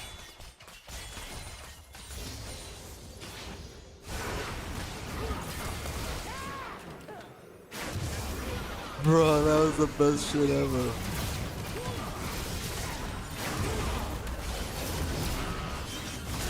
No. What the fuck? I should be able to fucking destroy that guy, dude. I'm doing so bad.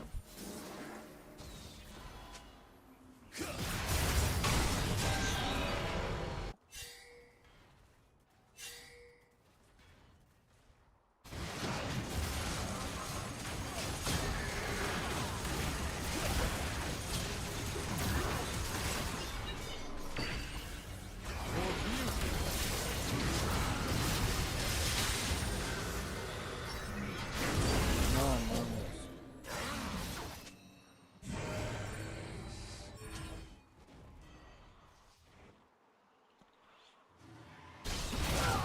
Oh.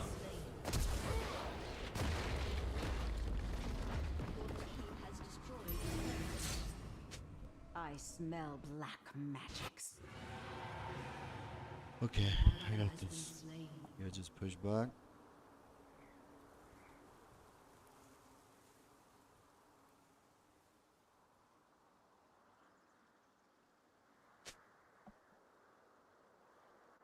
Evil lurks around every corner.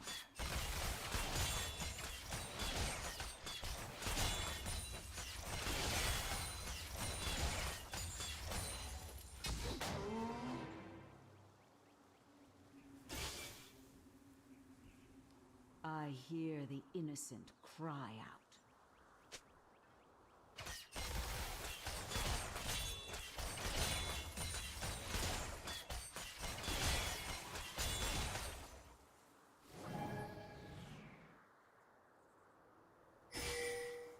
The dark should fear me.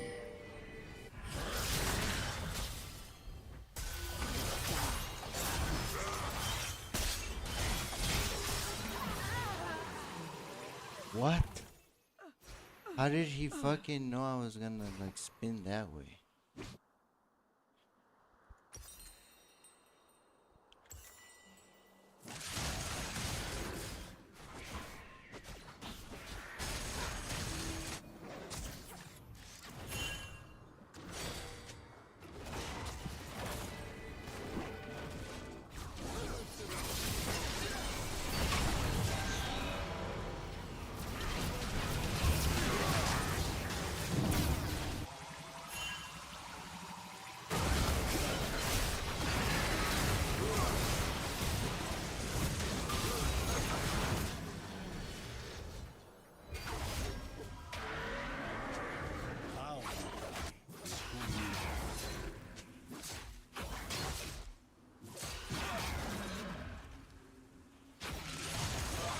The enemy's inhibitor is respawning soon. Beware. Rampage.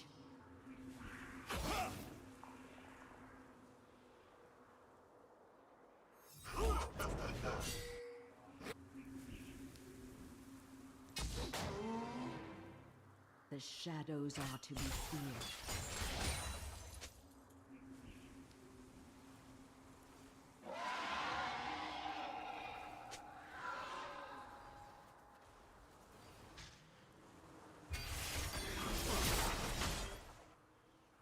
On wings of night.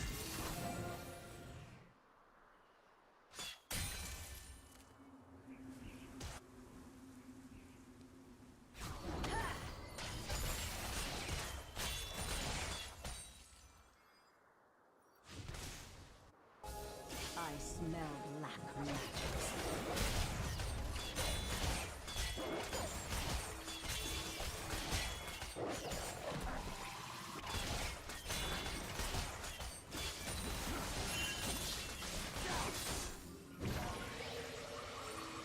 been done. All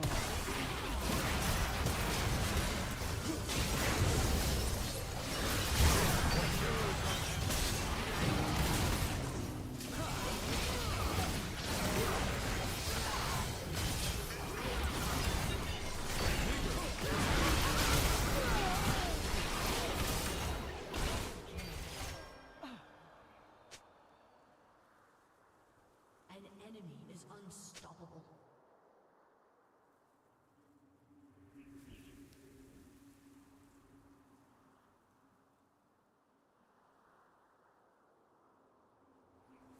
Your turret has been destroyed. Your inhibitor has been destroyed.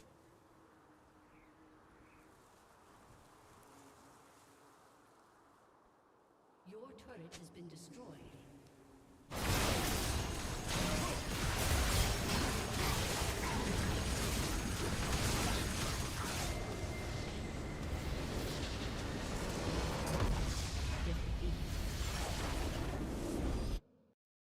Bro, Ramos, dude. Of course, I go 10-1, and then Ramos just fucking goes in, dies. Everyone goes in.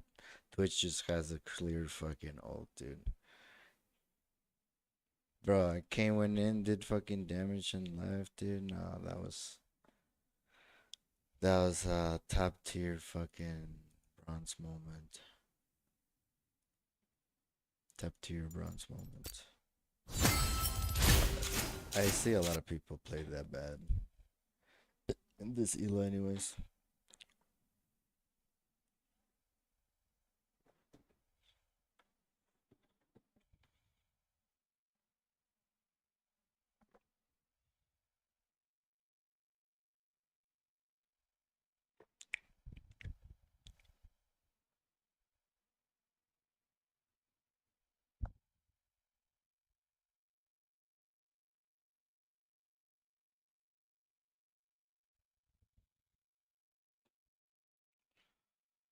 Holy shit. Alright, I'll just fucking watch this shit. I gotta take a piss, and then I'm gonna continue this.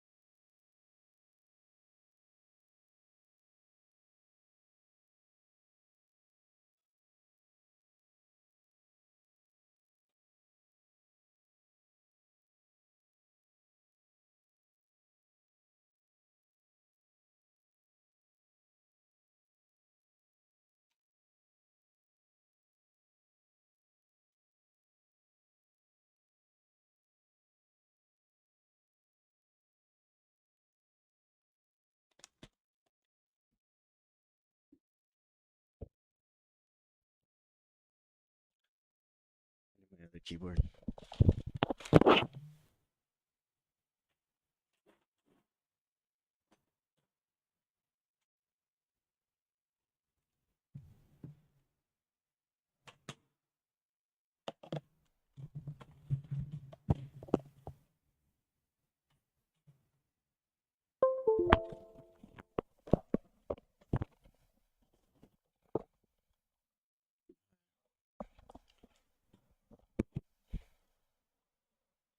Let's see, how the fuck?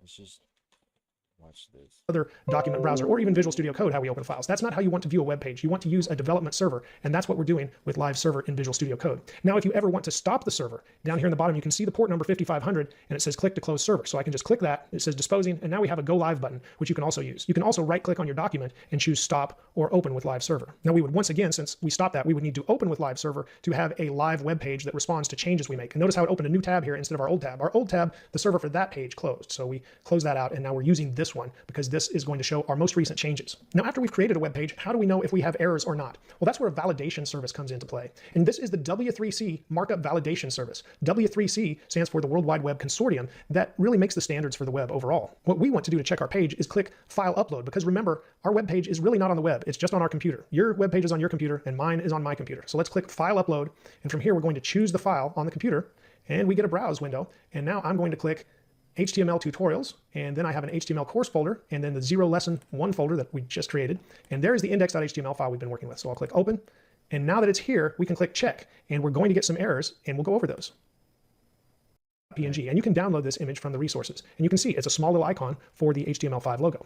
So I'll close that. I'm going to click the file browser to have that disappear again, so we see this. Now we have one more attribute to add, and that is the type. What type of resource is this? And here we'll say image/x-icon. And now we can save this, and I'm going to go ahead and minimize the code window. And now if we look at our web page in the browser, notice we have an icon up here. My first web page now has our little fave icon beside the title. And that's what we added here in the head by adding the fave icon with a link element. Now we won't add any more here today, but this is the same area where we would link to CSS files and even JavaScript files and other resources that we pull in from the web. So the head is a very important part of the page, even though we don't see the content of the head inside the body of the page. And I said we wouldn't link to anything else here today, but since we do have this default CSS to make our page a dark mode, if you added this, and once again, this was optional, if you prefer the white page with dark text, you didn't need to add this. And we had this style element here to hold the CSS in the head, but that's not usually where you would find it for a page. So let's go ahead and do that. I'll expand Visual Studio Code again, click the File Explorer, and over here inside the file tree, I want to create a new file. I'm going to call this main.css, and I have an empty CSS file. All we need to do now is go back to the index, select the CSS that we put here for the HTML in the body, not the style tags, just select the CSS that's between the style tags. I'm going to press Control-X to cut it out of the page, go to the CSS file, and Control-V to paste it into the CSS file. Control-S to save that file. Now back in the HTML, I'm going to remove the style element, and I'm going to add another link.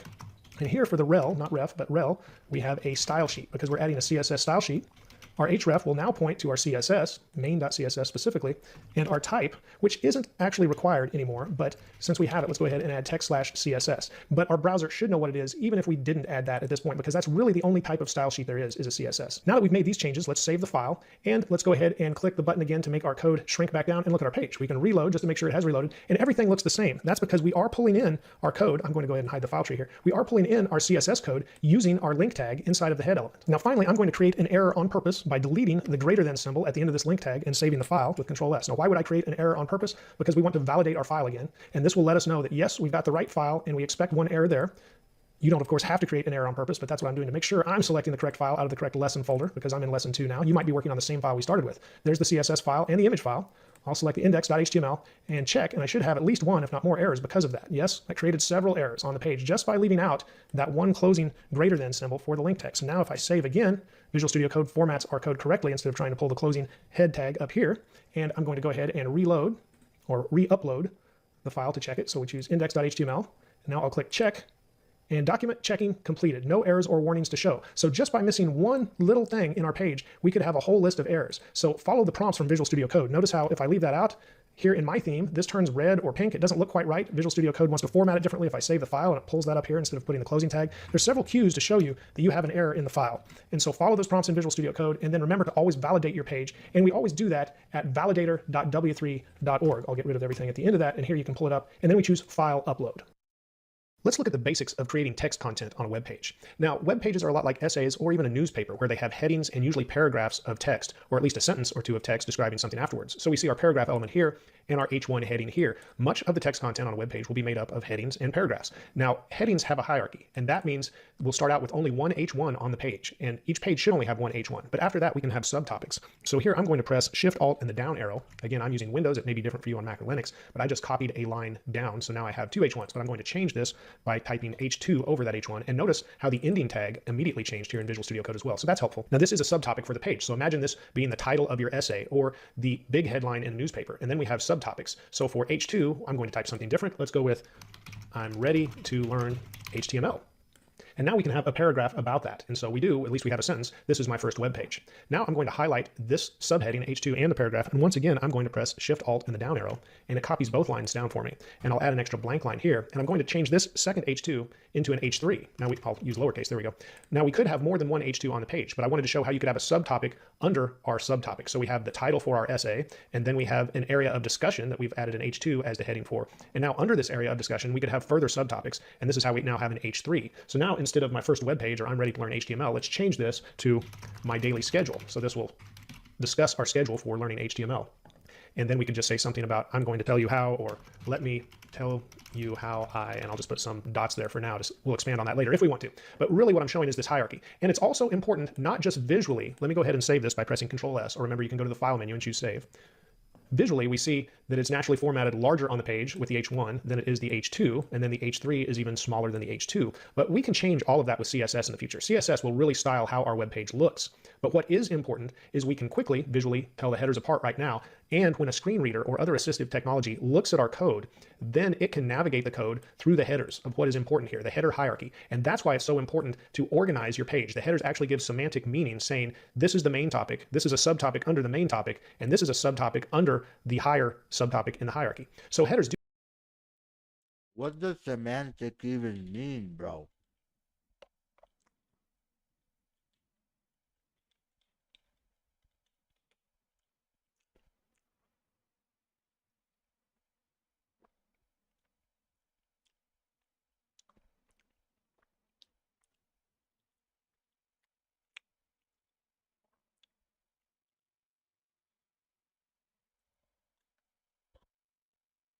Huh?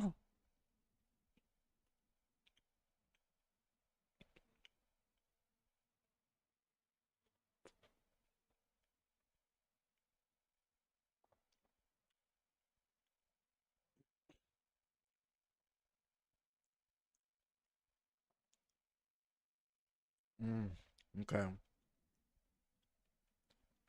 It's like in a certain order. Do have semantic importance, and that means giving meaning to our content. And of course, then our paragraphs can just have whatever details we want to add about those subtopics as well. Now, even though we've created a little separation in our code, when we look at our page, we just see line, space, and we don't have a good visual separation. I'm going to add an element that doesn't really provide any semantic meaning, but visually it helps us on the page, and that is a horizontal rule element. And it's just added like this. There is no closing tag for the horizontal rule. And then I'm going to add another one after our final subtopic discussion here, so we can add something else underneath that. And so now let's save and look what the horizontal rule adds to the page. Now we have lines going across the page, and those are called horizontal rules. So we have our main heading, and now we have our subtopic, and I left the H3 in here because it's a subtopic of this topic. So now we can go ahead, and I'm going to highlight the H2 and the H3, Control C to copy, come down further on the page and paste, and I'll save just so we can see what happens. Now we have two different subtopic sections, and we still have our top hello world. So you could picture this more like an essay page, and of course these could be paragraphs that have more text, or you could picture this more like a newspaper, and then we would have an article here and an article here and our heading at the top. This is also a good time to discuss white space. So if I just press the space bar and add all these extra spaces to the page, if I save, Visual Studio Code is already going to probably reformat this. But what is important to know when I save, you'll see, yes, it changed and it just went back and only left one space, is web pages or HTML do not honor all those spaces you might add with a space bar. It's called white space collapsing. And so we can space many lines, but it won't really be represented on the page. That is not how we add extra space in HTML. So again, recognize white space collapsing, that it will not last. Now, something we can do is what's called a line break, and that can be inserted inside a paragraph element. So now I'll put, let me tell you how, and then I'm going to return. Remember, we don't have to have the opening and closing tags on the same line for an element. We can nest other elements inside of an element. So I'm going to put a break, and that stands for line break. And then I'll put 3 dots, and I'll say, let me tell you how I learn more about web dev, and a period. That looks good. And now we can put another break, and I'll just put 3 more dots and say, I plan out my schedule, and 1 more line break. The 3 dots, of course, are not required. It's just what I'm adding here. And then I'll say I use resources from MDN, which previously we discussed. And when I showed the definition of HTML, we were looking at the Mozilla Developer Network, and that's what MDN is. So now if we save this file, you can see we've got line breaks, and we're showing each of these details on separate lines. Okay, let's scroll down and change some of our second topic now. So instead of I'm ready to learn HTML, let's change our second subtopic to let me capitalize that, I am also planning a vacation. And now we can put some details about that vacation in the paragraph underneath this subtopic. And I'll say, I've been working hard and really need a getaway, period. And let's see if we want to add anything underneath that. Yep, let's add one more sentence. And what I'm going to do, once again, is Shift Alt and the down arrow, and Visual Studio Code will copy that line down. So now we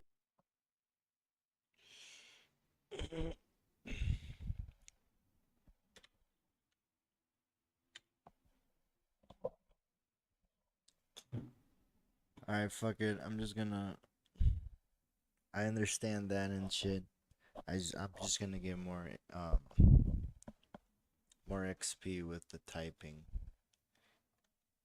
As with the other input and label elements, link the text area to the corresponding label. Okay, so we're gonna need a name. A name equals, and we're gonna need an ID equals. And I guess this could be ID is a text area. And text area. And then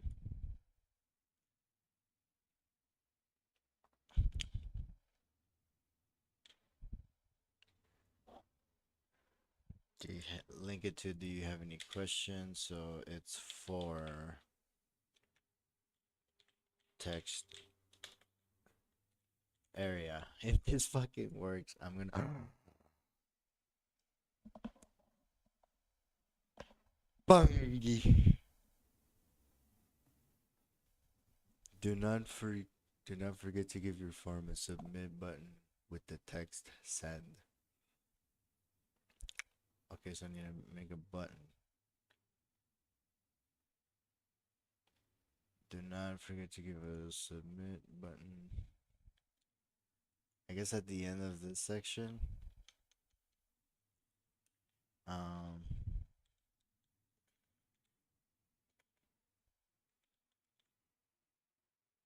Button.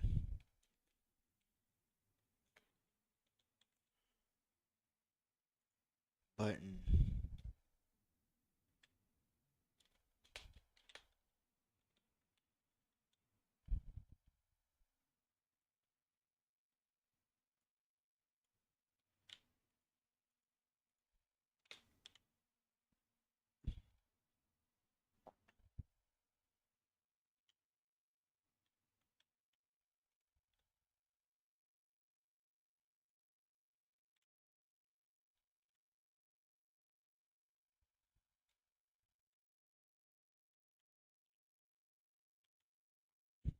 Okay, we got a submit button.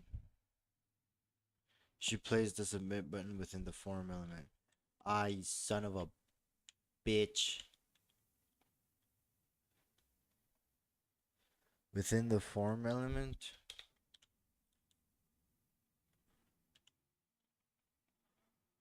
Okay, I'll just do it over here.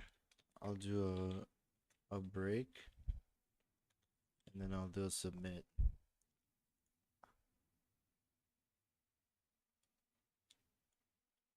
What? How about that? How about now? Within the form element. Where's the format? It ends there, dude.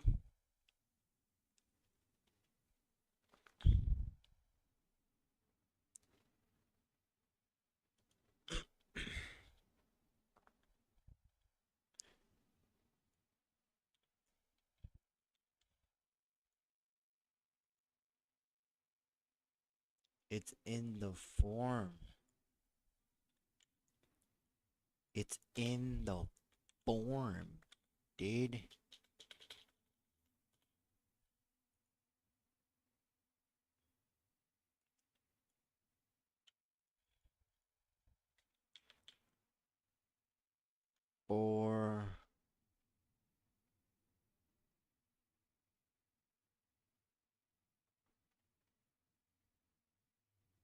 Wait.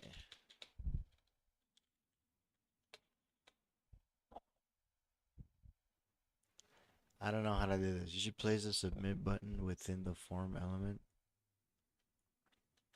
I'm trying. So this is the form element. It's all of this, right? So I'm thinking maybe perhaps we could come to an agreement where if I put a button within it, it'll fucking help. Have we seen the have we seen this?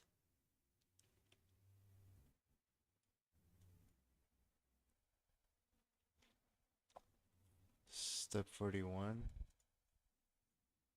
Really? I'm the only fucking idiot that doesn't know how to place a button.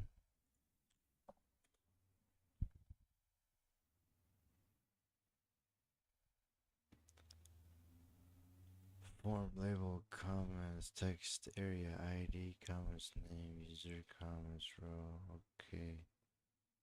Values input type submit. Value submit. Wow.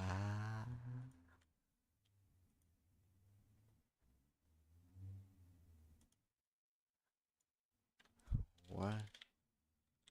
Input type submit.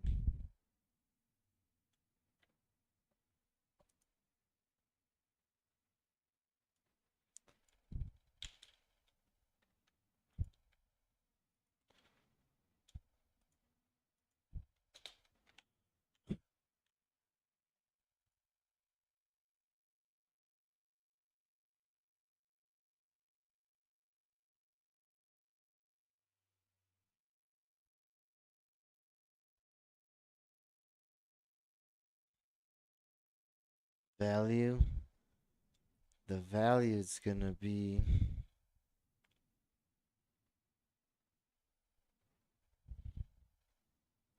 the value is submit. So 4 equals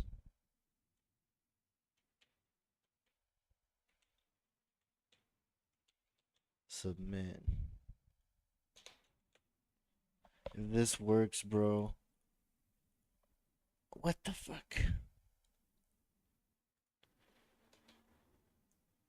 Input.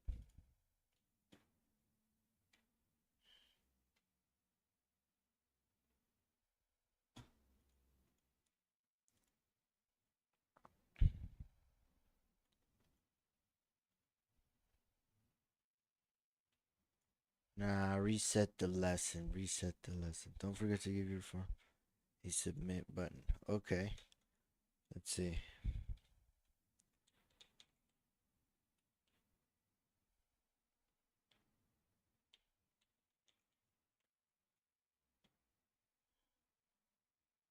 Alright. Button. You should place a submit after the last section element. What?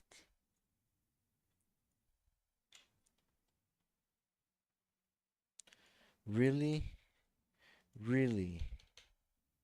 Really?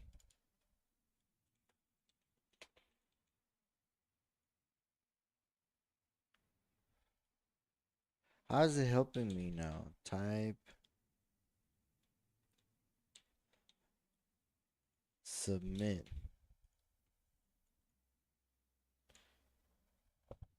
That's all I had to do. Really, that's all I had to do. Fuck.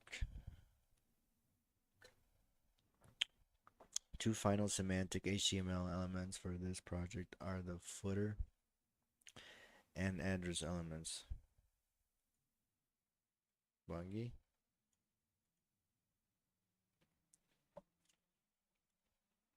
The footer element contains for a collection of content that is related to the page, and the address element is a container for contact information for the author of the page. After the main element, and one for footer And that's one address element with it. Okay, okay. Footer.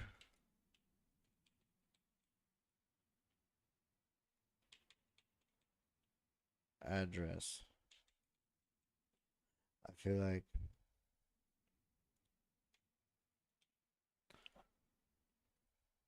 okay, so within the address element, add the following. Okay. Copy paste always the break. What the fuck happened to my code? Like, why does it do that? It's challenging me. Challenging.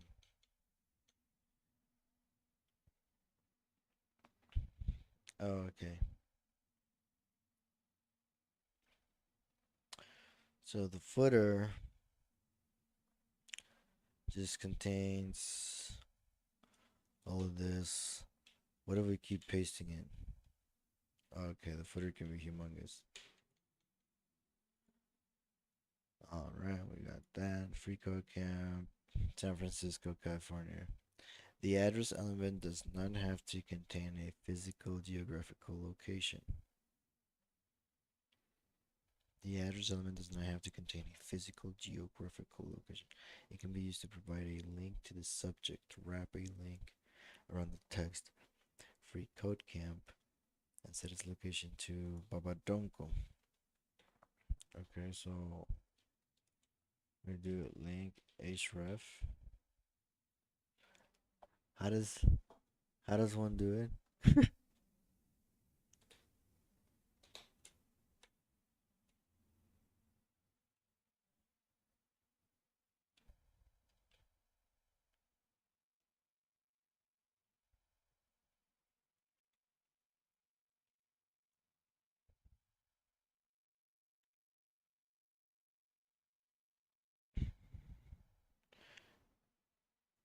It's an anchor.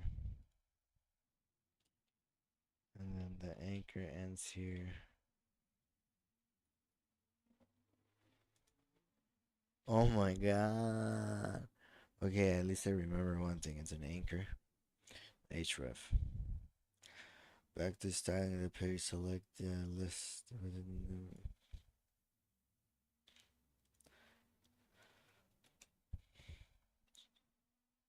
select the list elements within the navigation bar and give them the following styles. Okay, so nav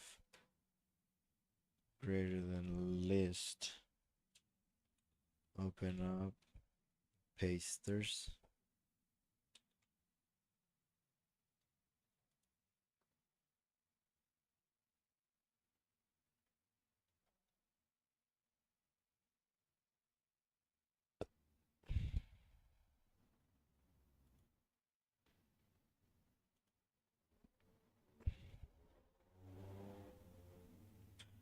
Oh, wow. Nav UI is better, dude. One of the topic of visual accessibility. On the topic of visual accessibility, contrast between elements is a key factor. For example, the contrast between the text and the background of a heading should be at least 451. Change the font color of all anchor elements within the list elements to something with a contrast ratio of at least 7 to 1. What the fuck? Okay. The font color of all the anchor elements. Oh, okay. Anchor. Uh, font color. Or no, we just do color. We do uh the with foul.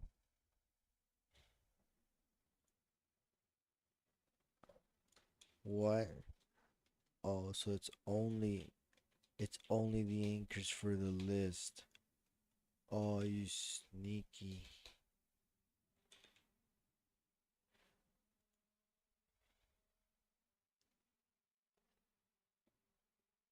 To make the navigation buttons more like typical buttons, remove the underline from the anchor tags.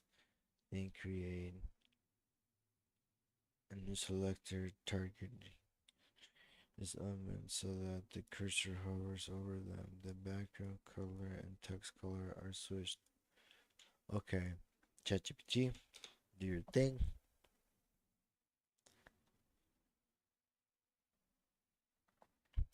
So remove the underline anchor tags. Text decoration equals none.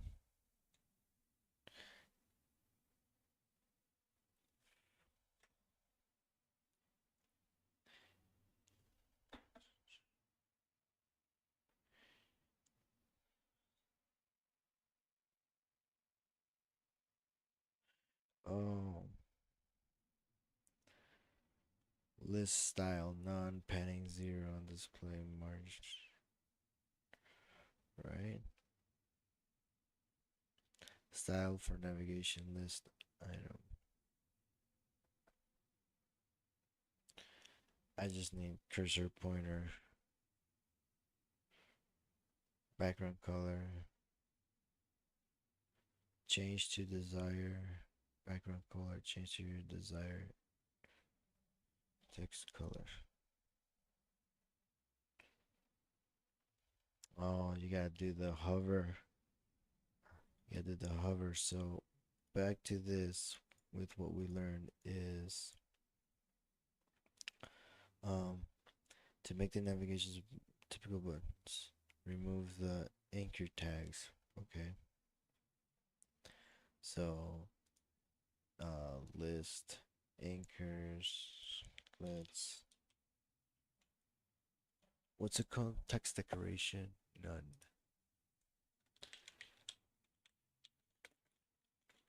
Text decoration. None.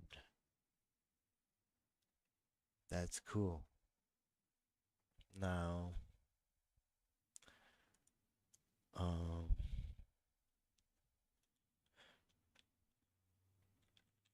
at the hover,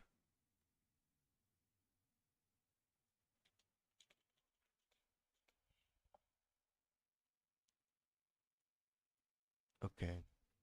Then create a new selector targeting the navigation list elements. Okay. A new selector targeting the navigation list elements. Nav UL li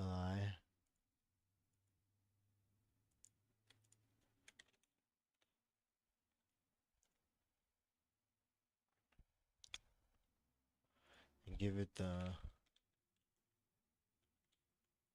hover and do background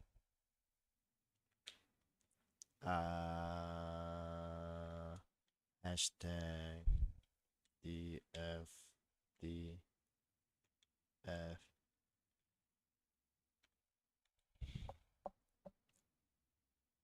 yeah, that's cool.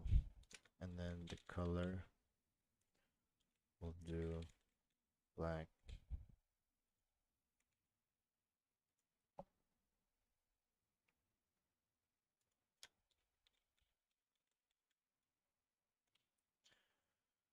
Oh, background color. Yo,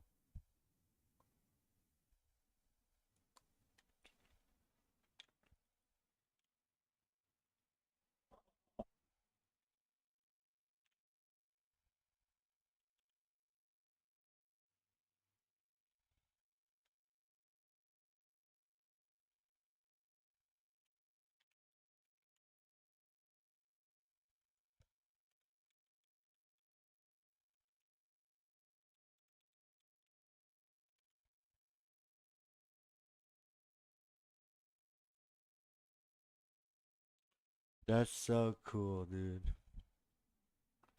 Tidy up the header by using Flexbox. Okay, so that's just style flex.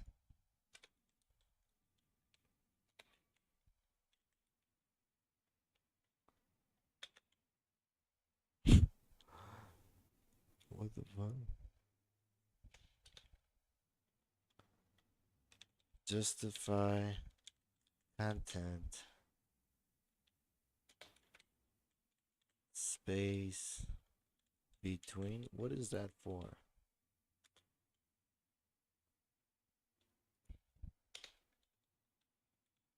Align items center header a position. What? I was never gonna guess that. Looks supposed to put space between the children and vertically center them. Fixed? When did we learn that? What the fuck?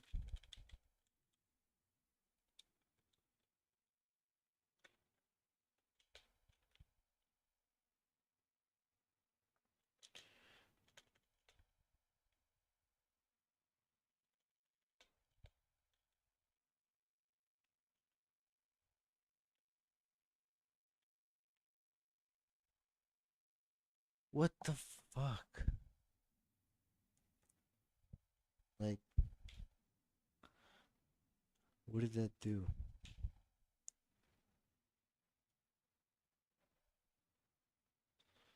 Okay. Align item center position fixed style flex. Where do you take out the flex?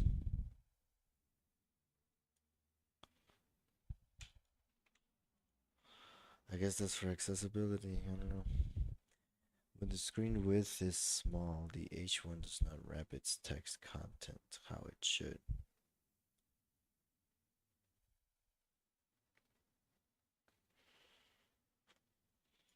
Align the text for the H1 element in the center.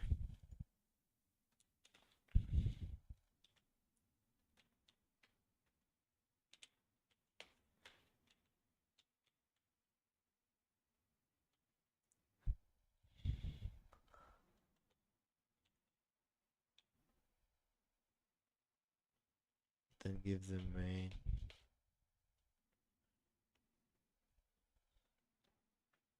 I don't understand that. Student info section can be. Where is that?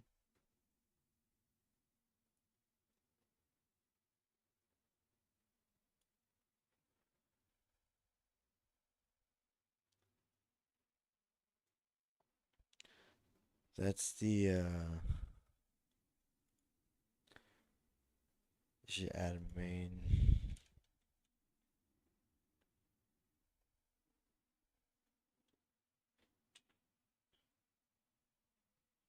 Main.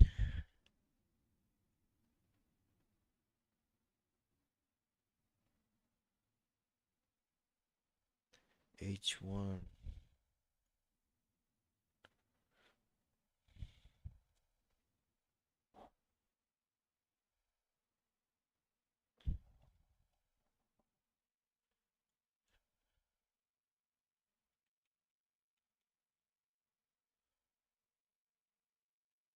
A padding of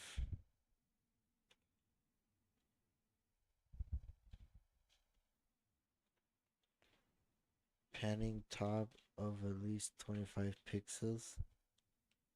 I don't understand that.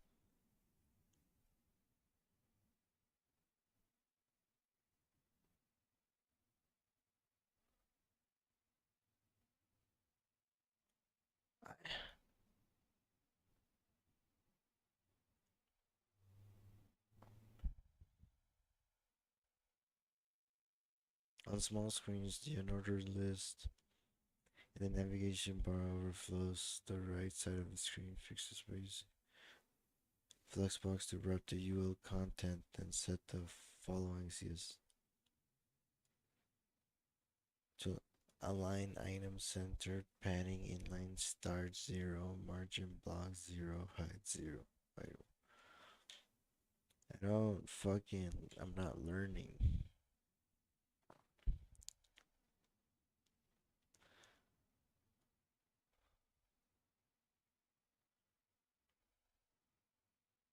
The unordered list,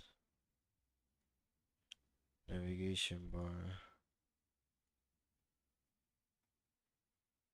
overflows the right side of the screen.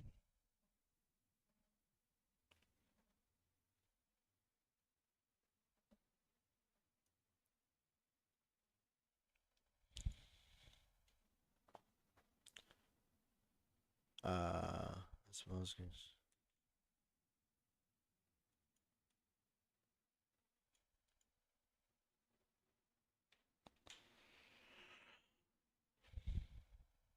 Fix this by using the flexbox to wrap the UL content. Display equals flex.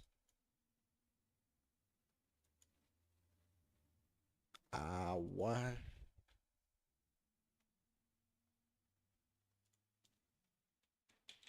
Flex wrap burrito wrap of wrap.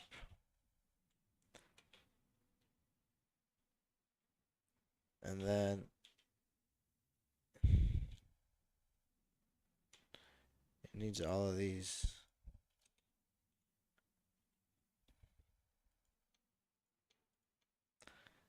And now it fucking overflows like that.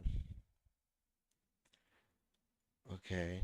Well, at least I can do like, I can treat it as if it was a puzzle.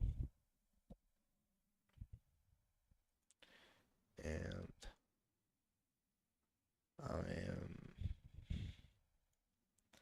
I should have this camera like over here.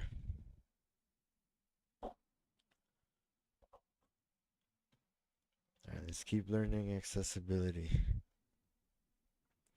Set the width of the section elements to 80%.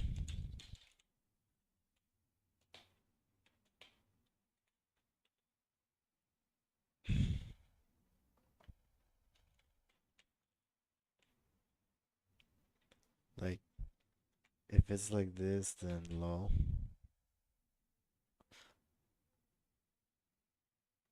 And use the margins to center the section elements, adding temperatures.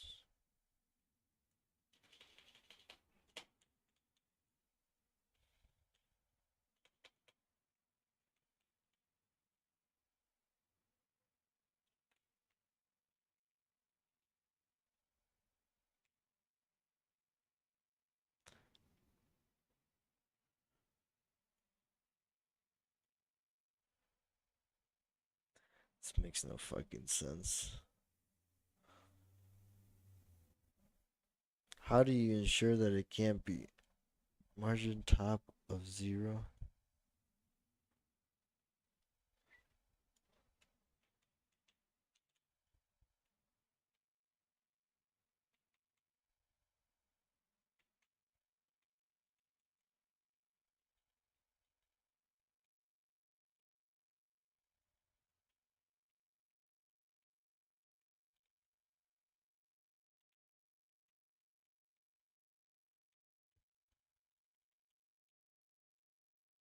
I forgot about all of this margin shit.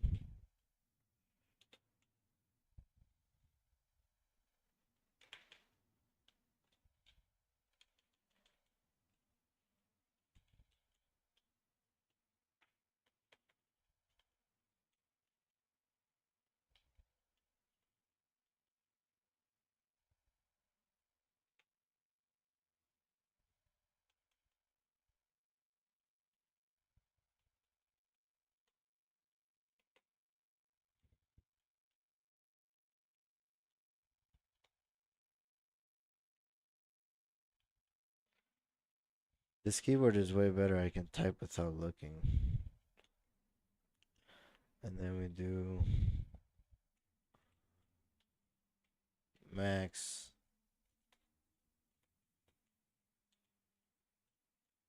Max width.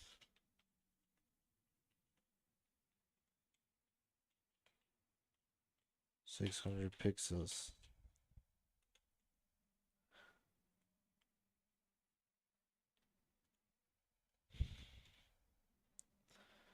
Wow.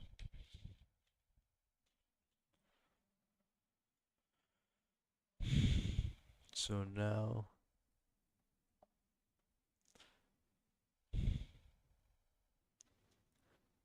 oh damn. That's pretty cool, but I have no idea how the fuck you're doing this.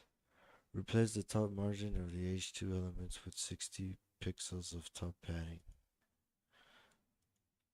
Replace the margin top with 60 pixels.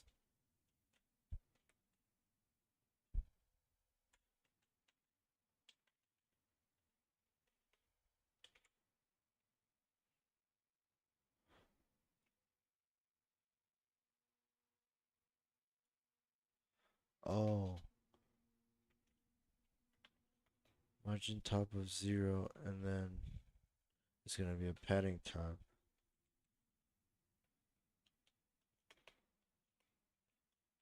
Padding top of 60 pixels.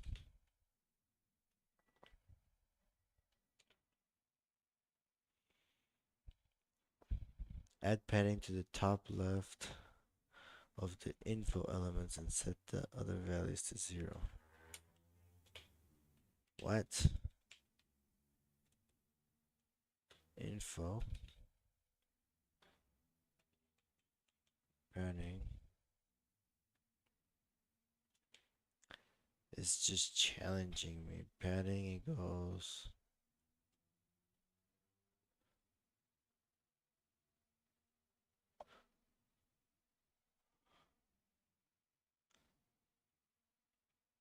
What do I need?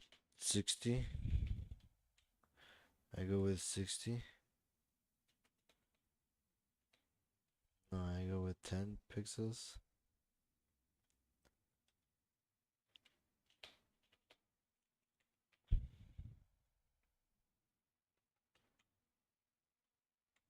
What the fuck?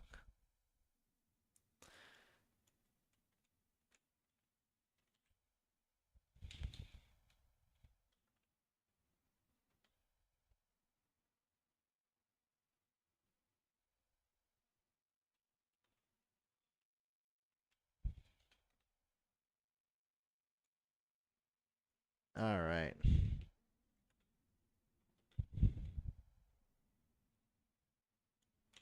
Like, I don't understand some things because, like, it's just the way that my brain works, I guess.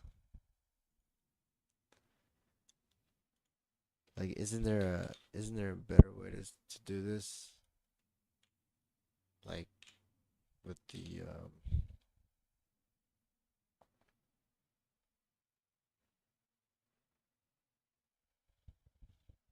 yeah, this. What's it called?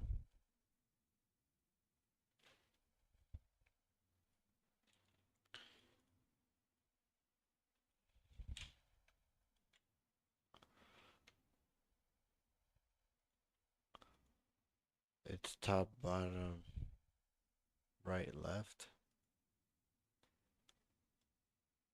Or it's either top, right, bottom, left. Yeah, top, right, bottom, left. Top, right, bottom, left. Top, right, bottom, left. So it's clockwise.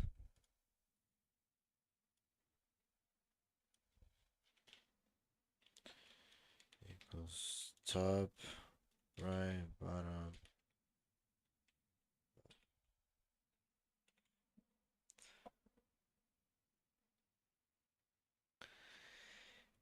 Give the dot from row elements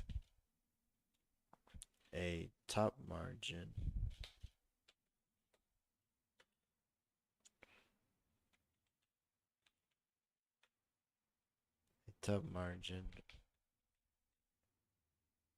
and a left and right padding.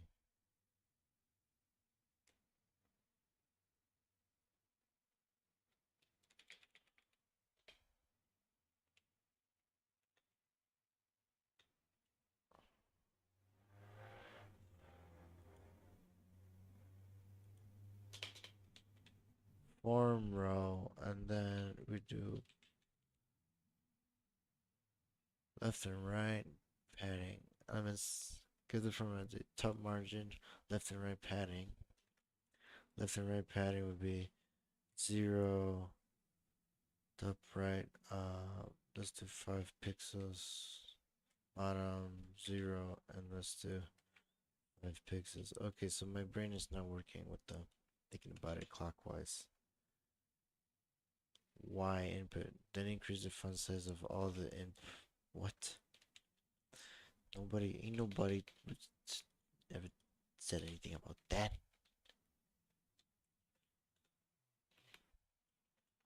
Input, font size, 30 pixel. Yeah.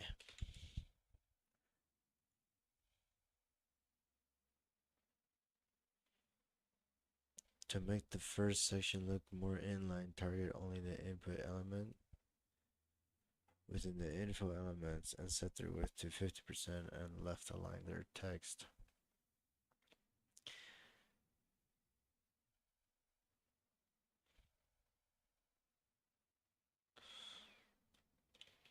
What? Input? Can I do this?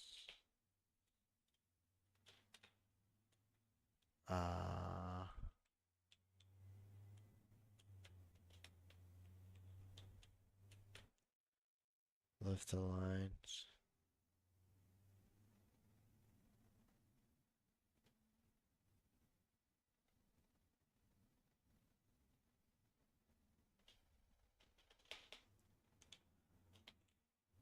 It's justify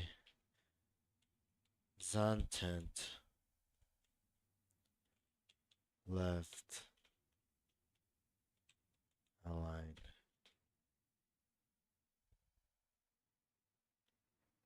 And we're gonna do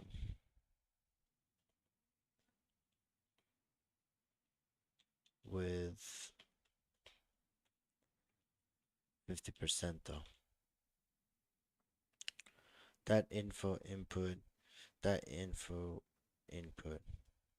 What? Alright. Eat shit. Text align.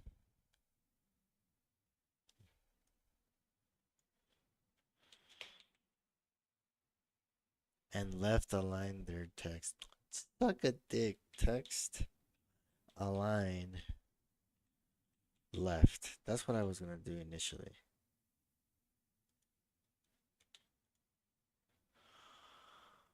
Alright, so this is interesting.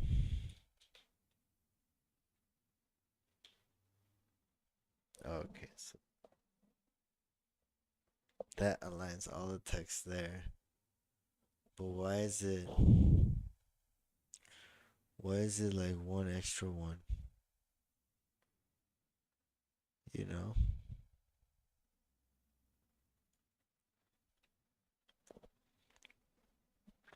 Oh, info, input.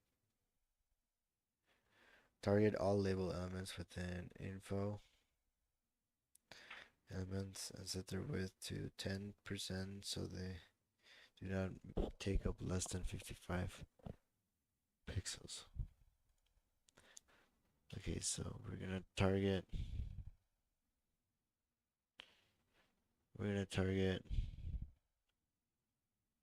dot info input label,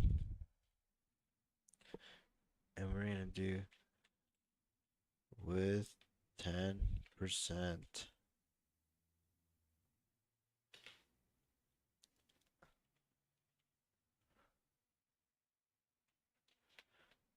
Is there such thing as minimum width of 55 pixels?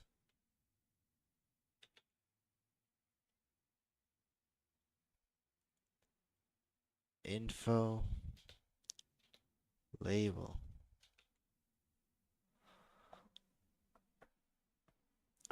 What does this shit look like? Okay, so there's head, meta, head, body, header. Here's the header. Image, logo, HTML, list, header, navigation, form, section, label, input. The label is this. Okay, so we're just doing the label, so this just moves this part.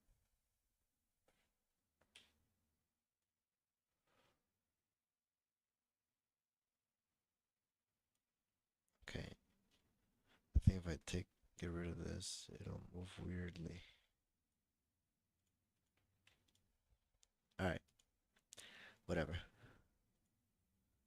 Check your code. It works.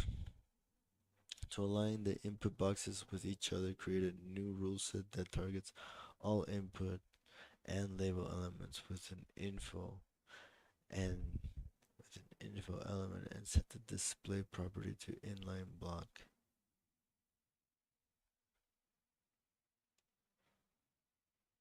Okay, so it's info, input, and label. And we're gonna do display inline block.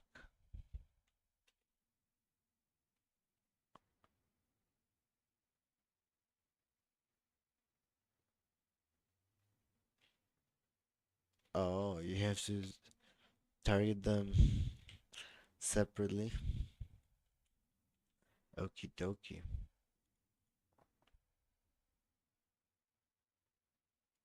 Oh, you have to do it twice. Info, input, info, label. And then also align the label element text to the right.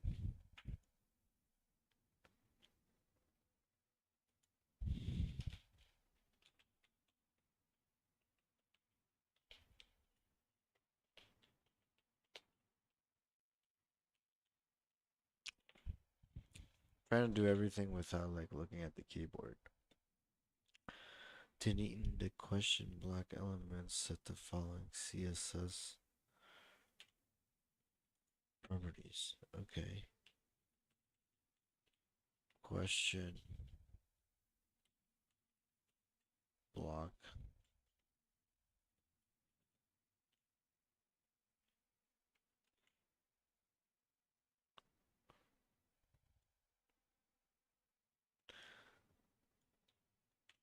Make the paragraph elements appear as higher priority with the following CSS properties.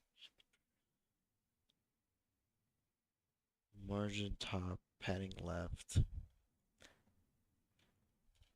I don't understand. Margin top, 5 pixels.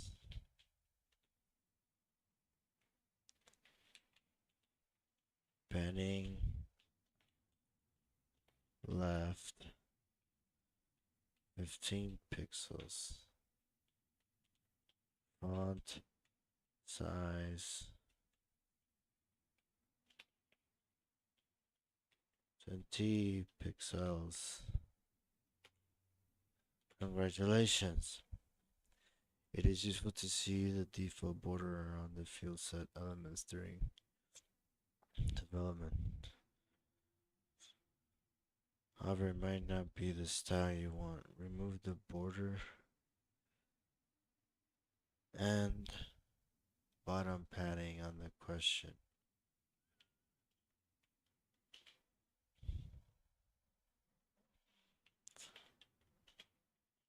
Okay.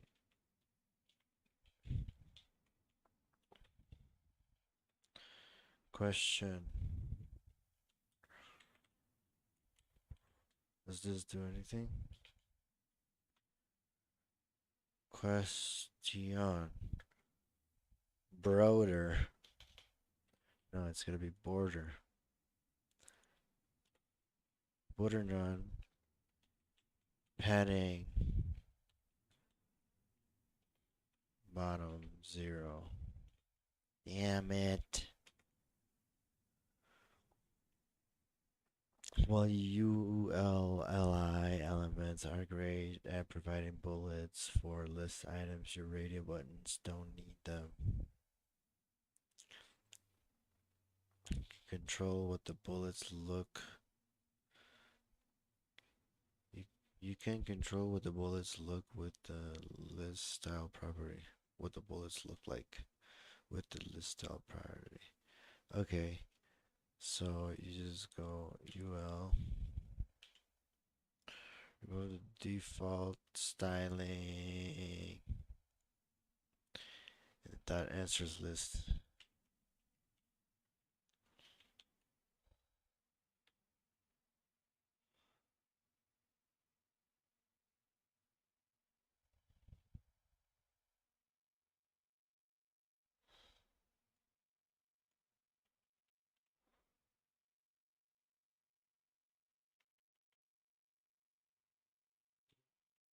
Answers list and we go none.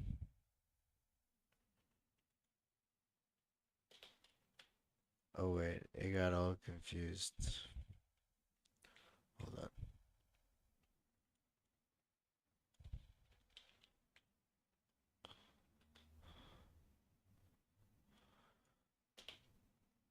Oh yeah, it's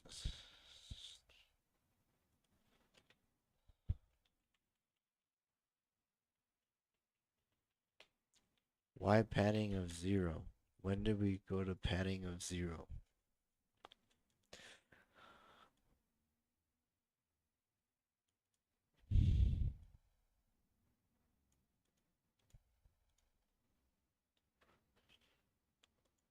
And remove the unordered list padding?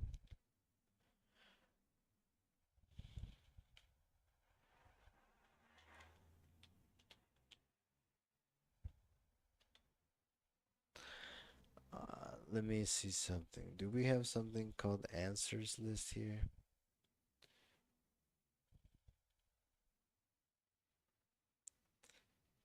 Right?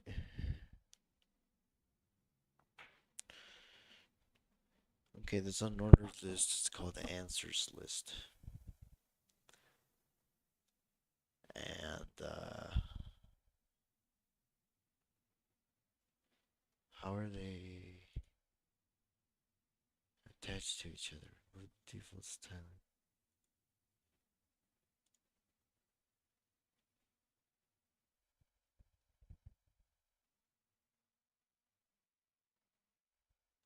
Give the submit button a free code game style design.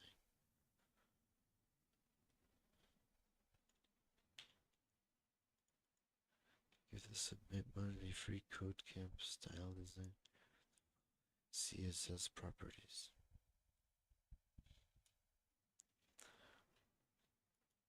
Forget what the submit button is called. It's called a button.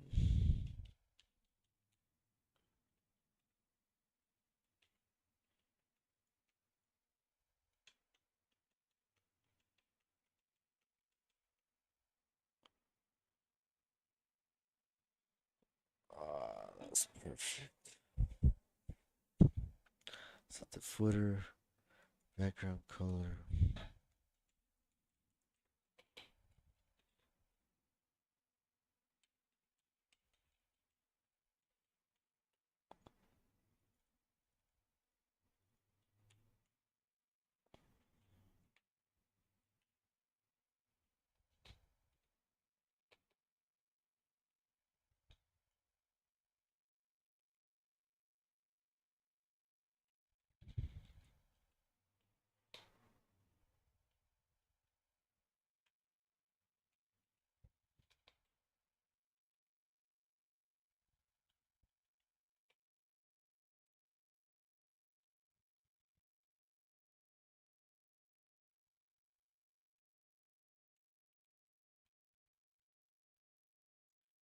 Justify content.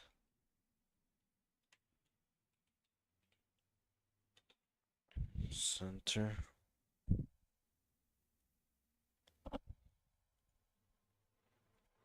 Now we cannot read the text.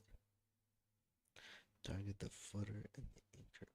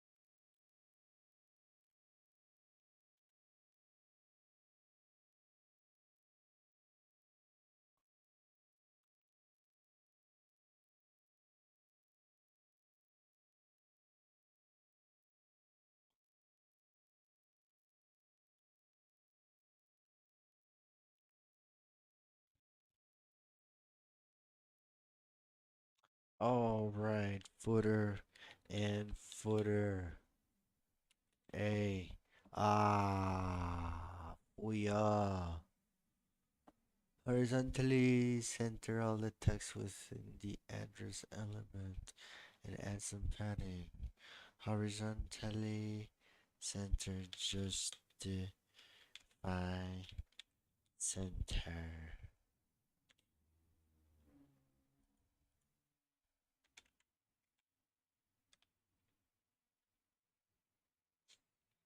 Justify.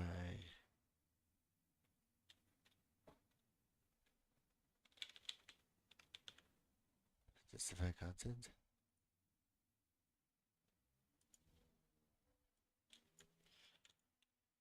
Of the address.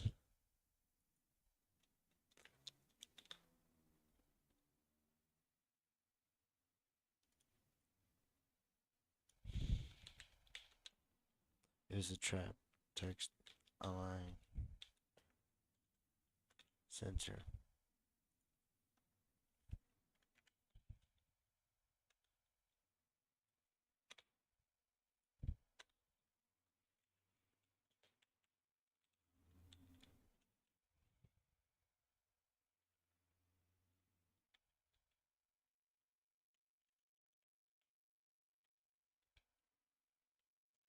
We'll do 3. Heading right as well. What?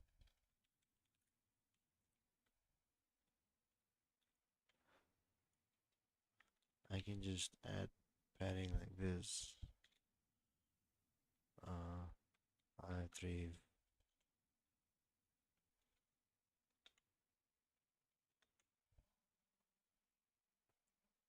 Clicking on the navigation link should show.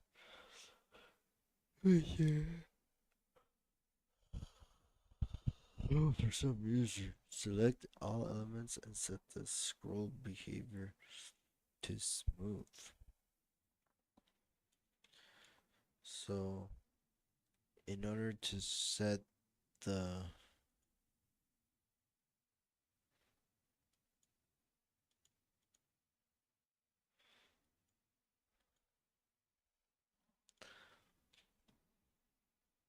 header,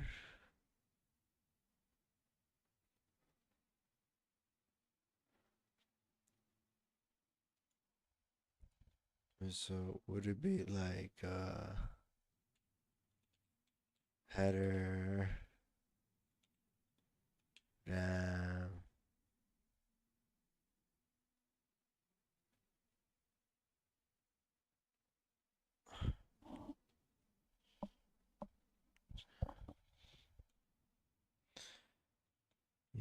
A.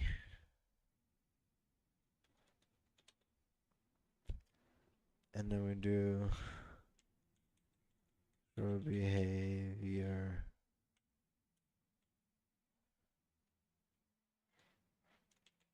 Smooth.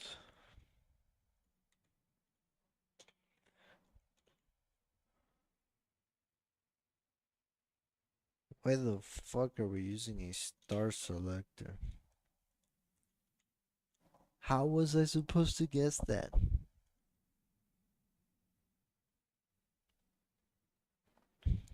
Certain types of motion-based animations can discomfort.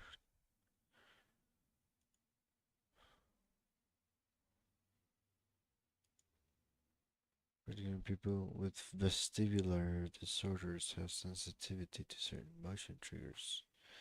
The media at rule has a media feature called prefers reduced motion. Since it's CSS based on the user's preference, it can take one of the following rules: reduce no preference. Okay. Wrap the style rule.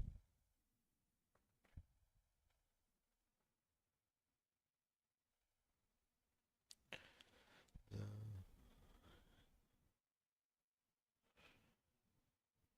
reduce no preference selector styles and media feature value.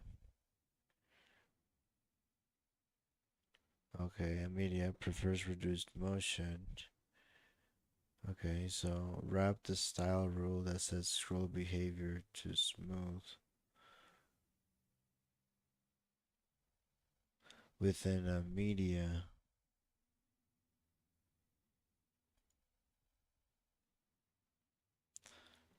The feature's preferred motion value. Okay. So then you grab this and you do at media prefers reduced motion. Do one of these and then we do no preference.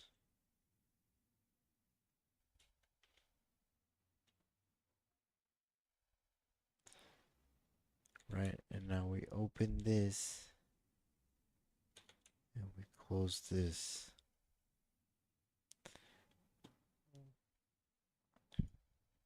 And now there it is.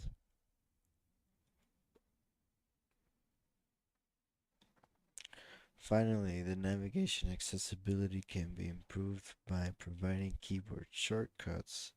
The access key attribute accepts a space separated list of access keys. For example, type submit access key as submit. Oh, okay.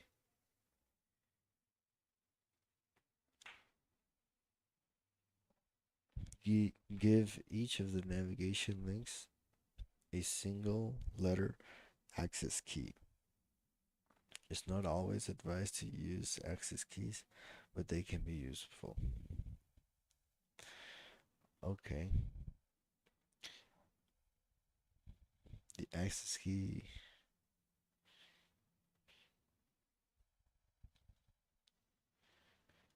Okay, we just need an access key.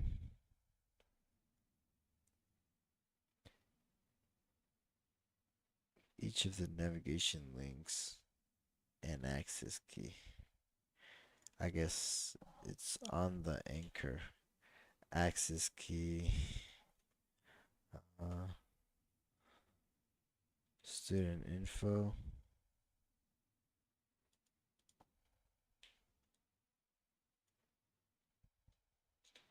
HTML. CSS. There you go.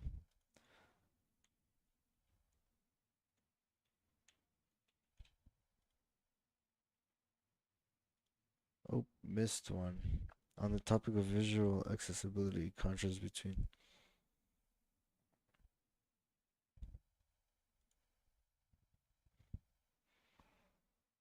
It's fine, right? Alright, so I think we did it. We learned accessibility by building a quiz. Not really. I didn't learn accessibility, and I didn't build a quiz. You guys built a quiz. I just copied and pasted a little bit of logicals, logicalations. Um, we're gonna take a little smoke break and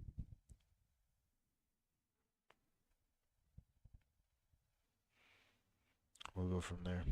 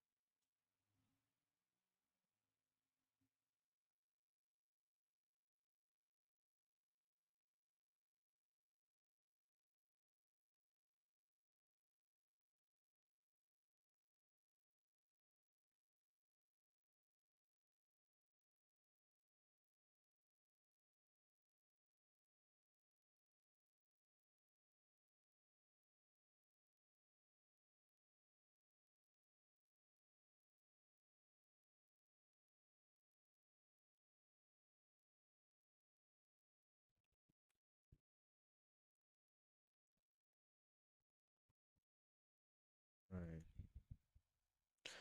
Tribute page, your tribute page you have a main. Blah blah blah blah blah blah.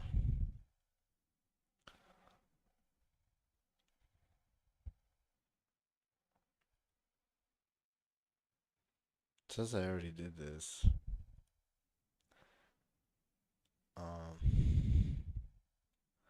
Response by building a piano. Technical document. Alright, let's do this. 66 questions. Hey, this is cool.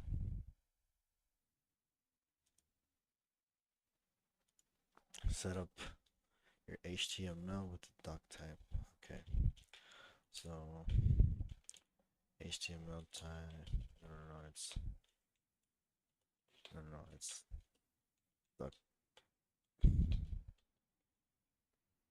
doc type HTML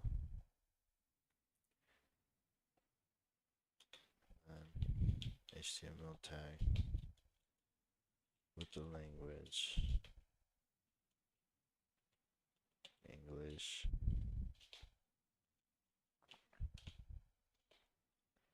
and then we can do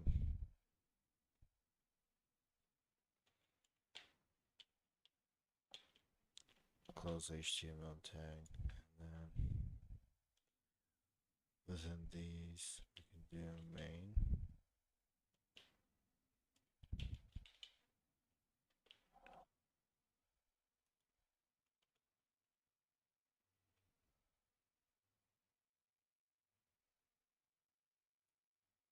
I know it's not like that. It's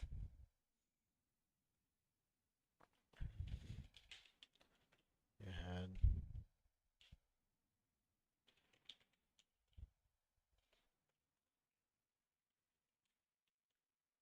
and your body.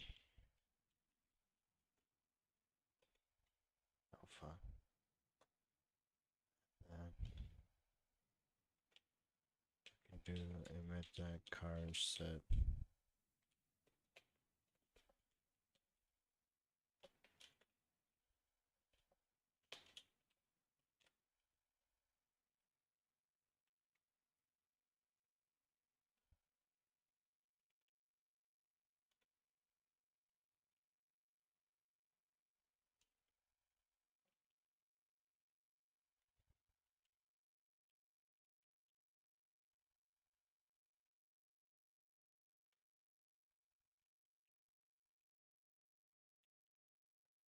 Is it mixed with? I don't even know.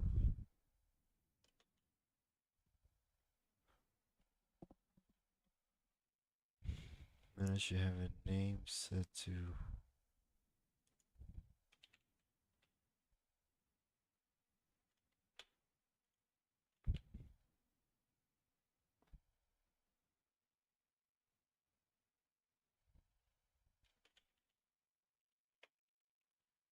And a content that's.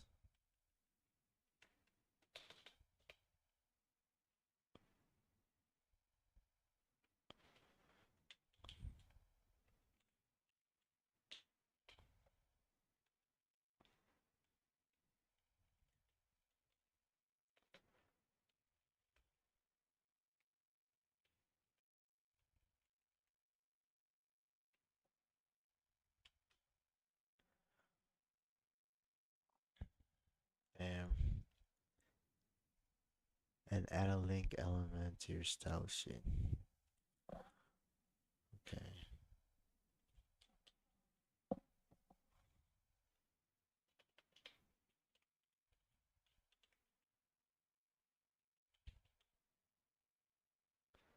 I don't fucking know. How does this go?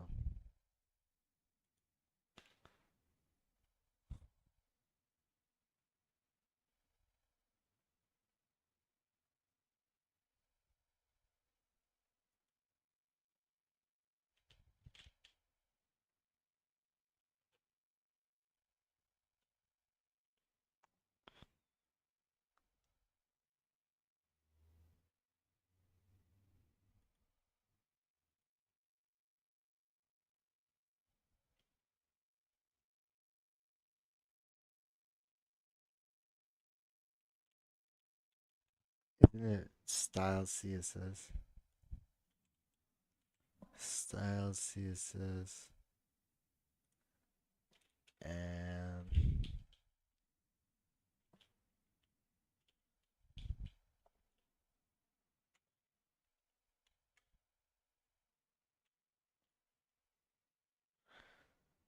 a title. This is gonna be a what? It's the balance sheet.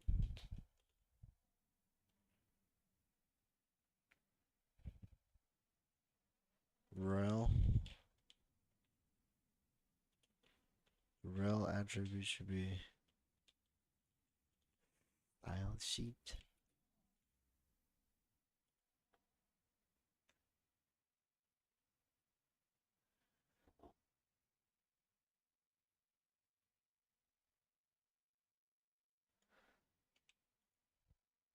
Okay. Okay. So we got doc type, HTML, HTML link, English head, 2 meta, zoo for character, name, viewport, content width, device width, initial scale 1, title, balance sheet, and then we're gonna link a style sheet, which the with the link of styles.css. Okay. Within your body element.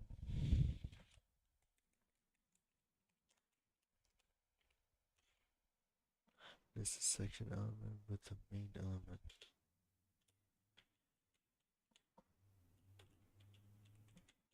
Section element.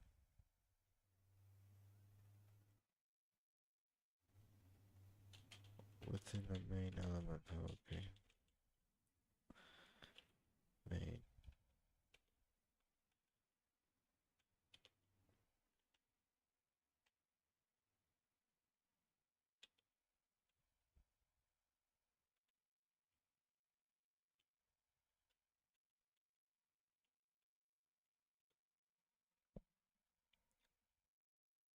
Within session and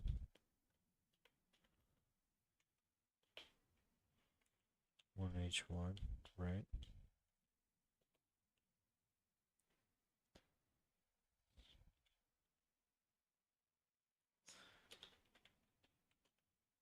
Then a nested span.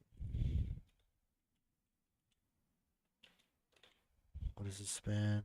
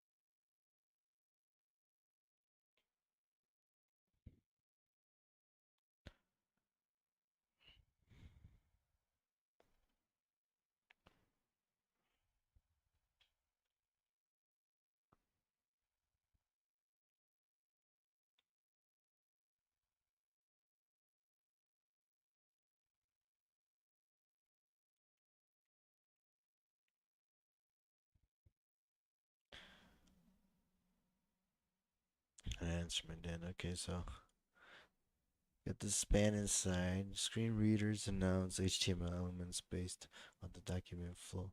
We will eventually want the balance sheet to have a heading of balance sheet and a subheading of Acme Widget Corp. Okay, I gotta send them my location.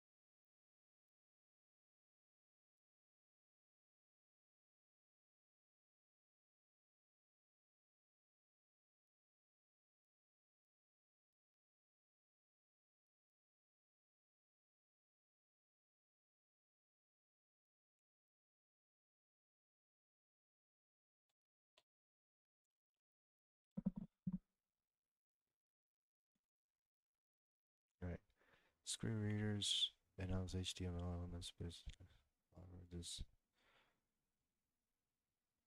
this order does not make sense if announced by a screen reader. Give your existing span a class attribute set to flex and add two span elements within it. What? Is another span with text Ekme widget group and give the second one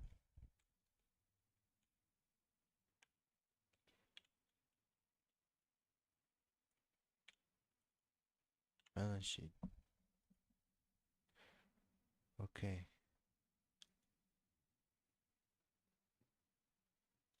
Below your H1 element, create a div. Okay, so my H1 is a span. That's interesting. Below your H1 element, create a div element, give it an ID.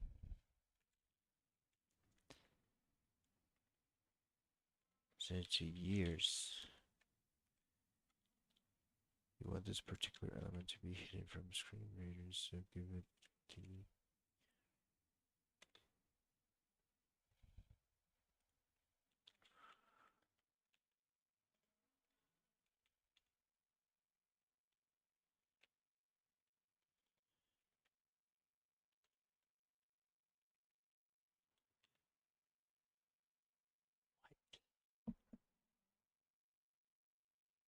make a div.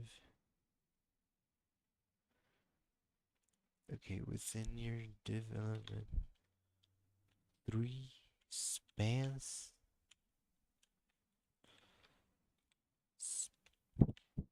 Span. And now we're gonna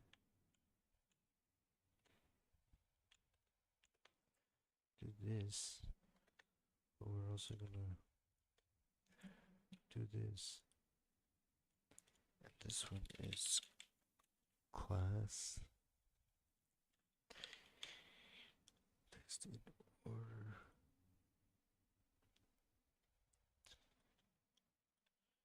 Each span gets the same. Okay. Here. 19. 2020. 2021.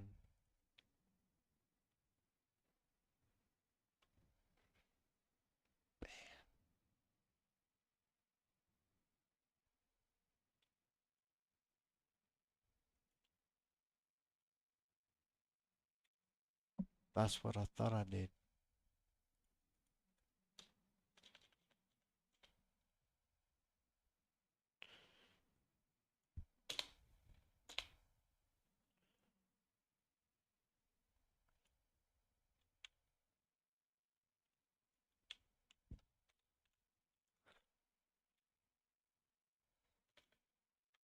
Okay.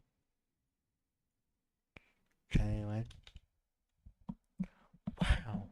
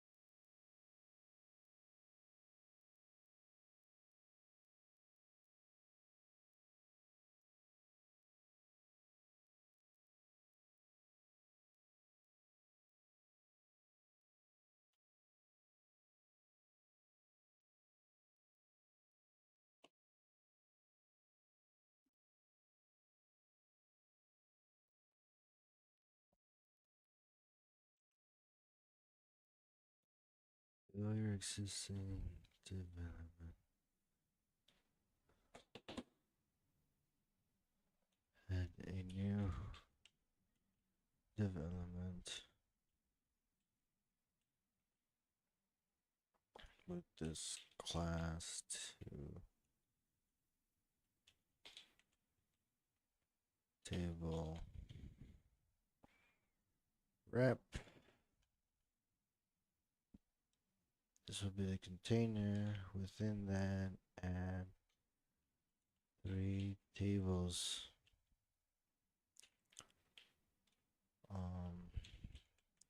Table.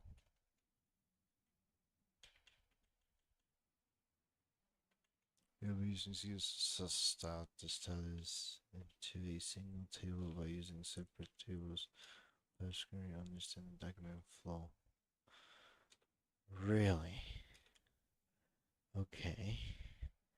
You get a div holding 3 tables. HTML tables use the caption element to describe what the table is about. The caption element should always be the first child of a table, but can be positioned with the caption side CS property.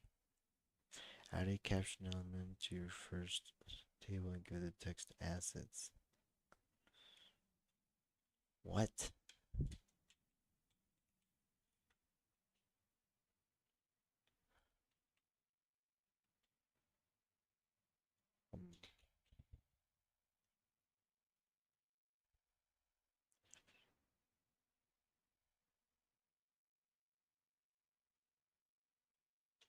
Okay, so this is an element, and this element needs a caption element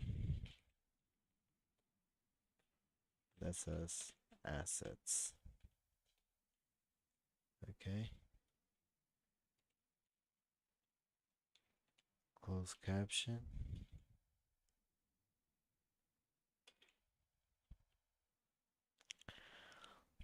The head and T body. The T head and T body elements are used to indicate which portion of your table is a header, which portion contains the primary data or content. Add the T head and T body to your first table below the caption element.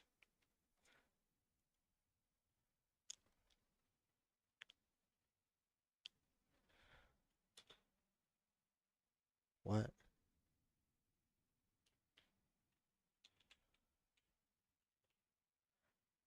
Oh, a table can have a header and a body.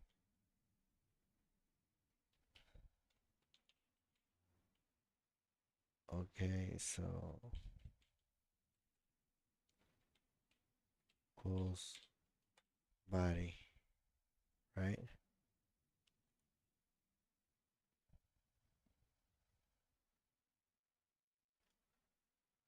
T, T, a TR element is used to indicate a table row. Add a TR element within your T head. Your new TR element, add a TD followed by 3 TH. What? A table row in your new table row.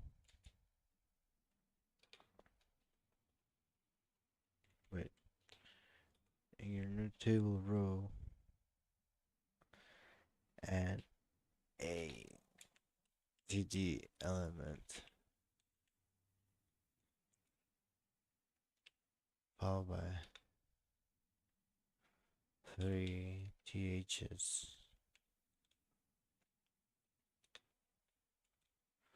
And then we use the power of copy and paste, and this should be right. Okay, I don't understand it, but it's right. So we make a table, right? Caption the table, then do the table header, which has a table row, th What the fuck is a TH?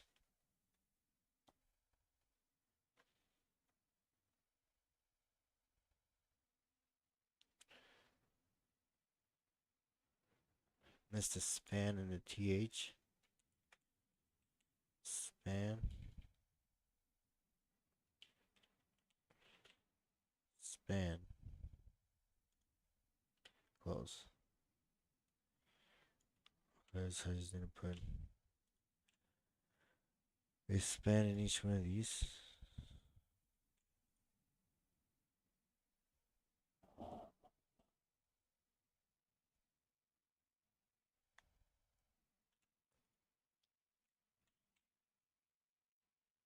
Class of SR only year.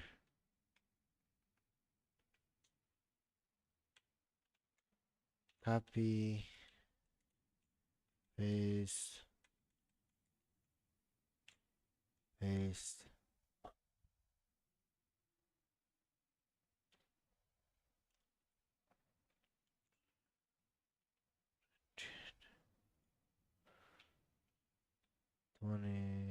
Twenty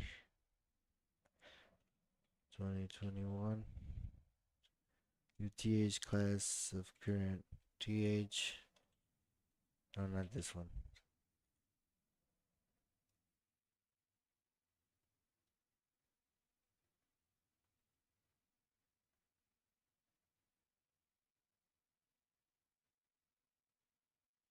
Huh?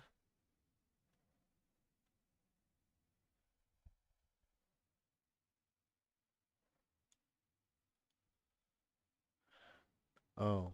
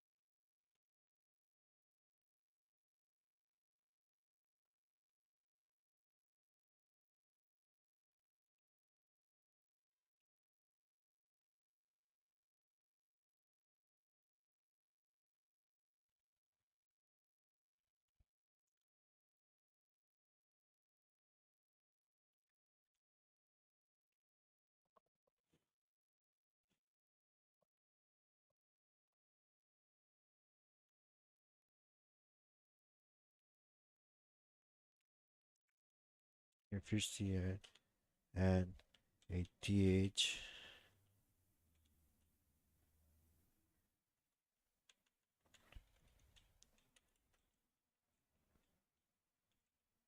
Cache this. Cache this is the cache.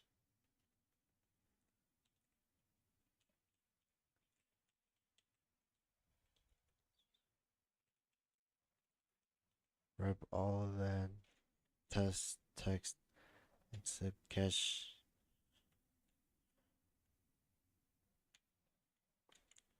in a span.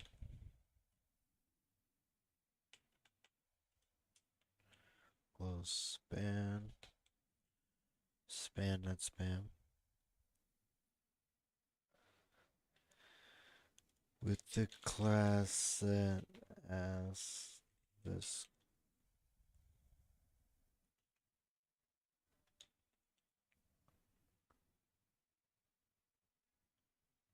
Following that, add 3 TD elements.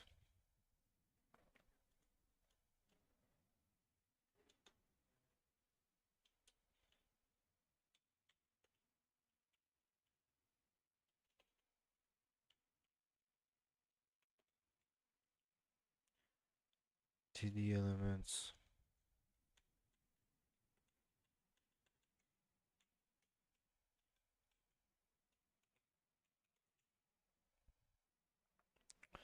right?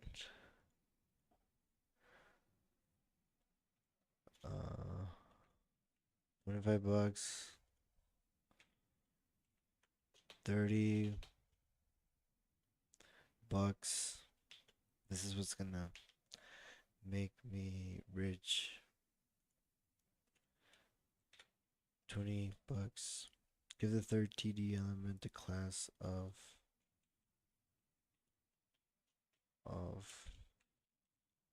current.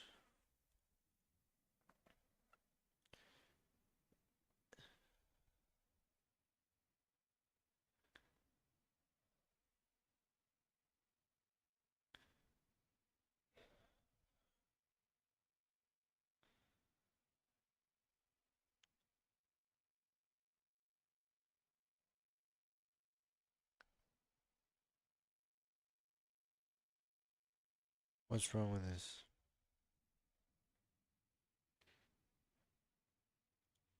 Cash. This is the cash we currently have on hand. Dot. A dot. A period. A period. A period. We're missing a period. Bungo.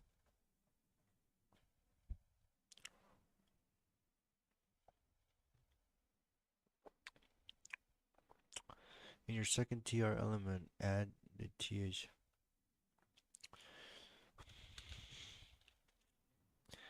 And a table header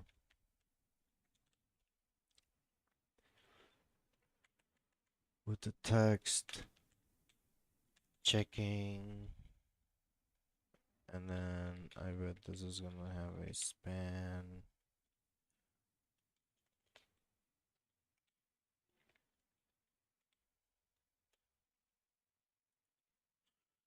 Just gonna close this. The primary account.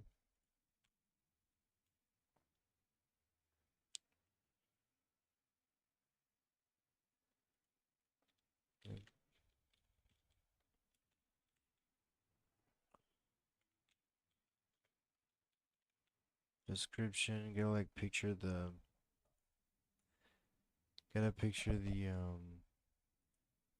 keyboard. And you see, like, I gotta picture the TD, the thing, and the how it closes. Right. Gotta think a little bit ahead of like doing this. I know from left to right. Okay, you do this, and I guess I'll just copy and paste because it is faster. Give the third element the class of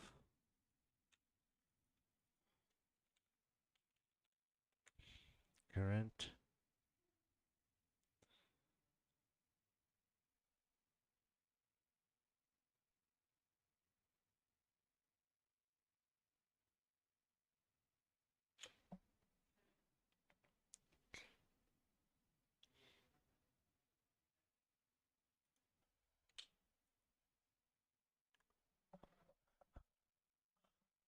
Your tier element. Savings. Okay, so it's the same thing with different prices. Okay. So we go like this. Same function.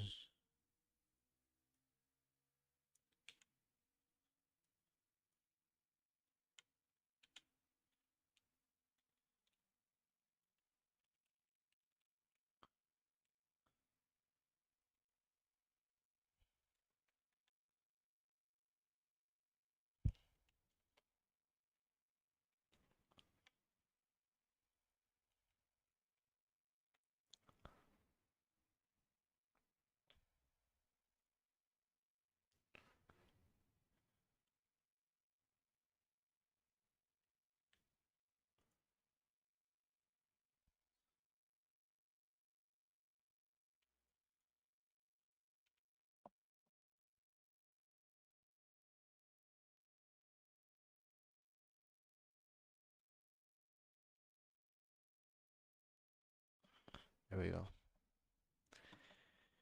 In your fourth TR element, add a TH element.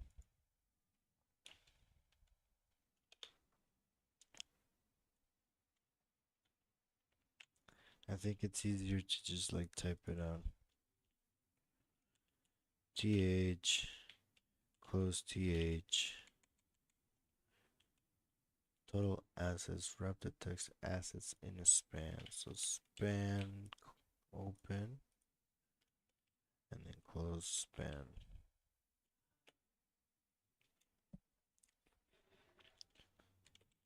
Class of SR only. Soft reserve only. And then we're gonna do GD.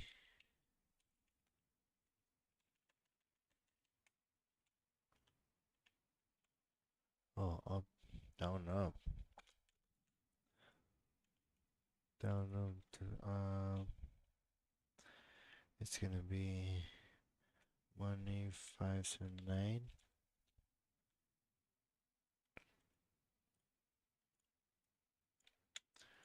I'll just copy and paste, to be honest. A class. Like, look at how fast copying and pasting is. You don't even have to like do anything because you can do everything with the mouse.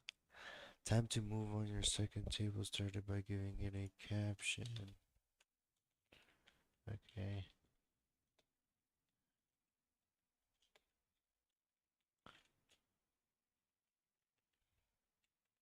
Close caption. Caption elements set to add your TNT body.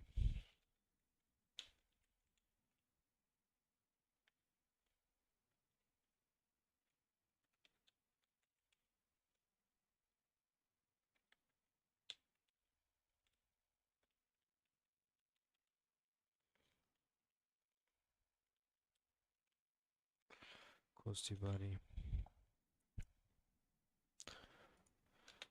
So basically, the table needs caption, TNT body. And now TR. Oh, it's looking good.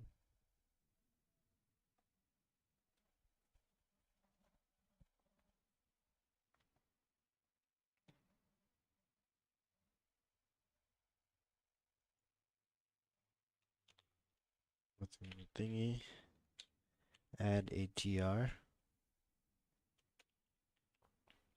Close TR, obviously. Inside that, add a TD. I'm just gonna call that table data. Table row, table data. I guess. Add a TD and 3 THs.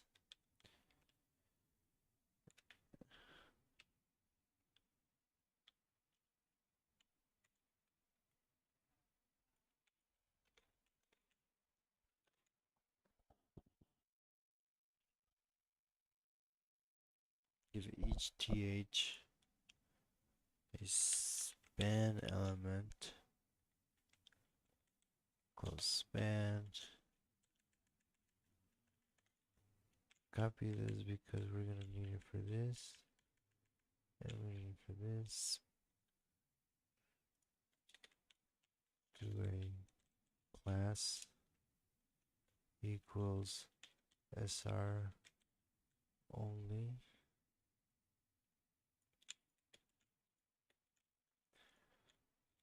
Following test 20, 19, 2020, Monday. I say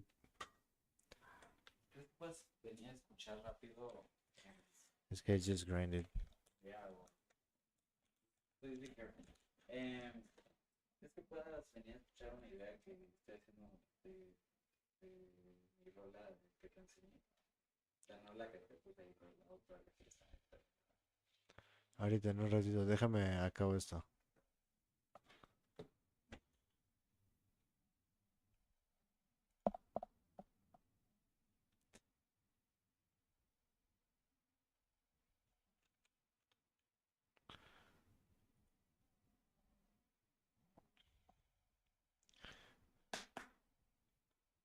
Within the T variant, add for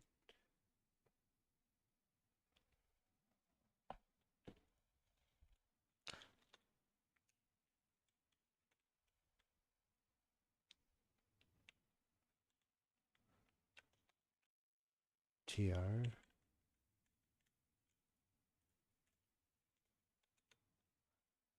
Within the T variant, add 4 TR elements.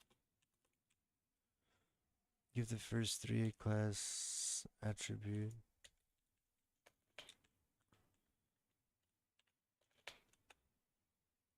So that's data, and the fourth the total. Okay.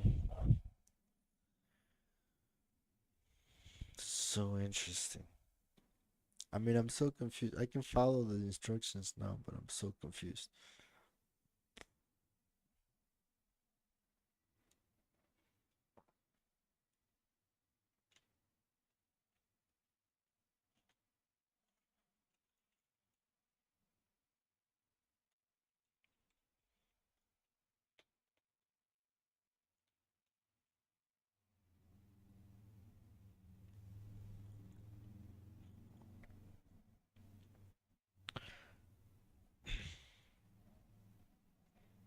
Okay, it's gotta be like that. Within the first TR, add ATH.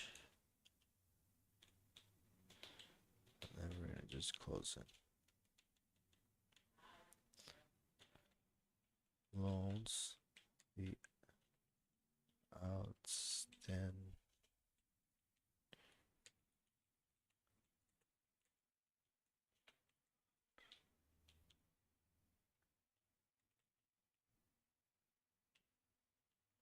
Then put this in a span.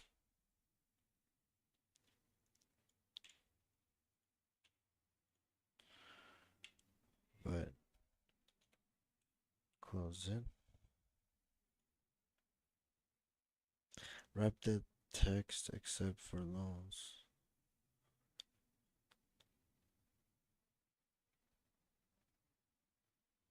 With the class set to description.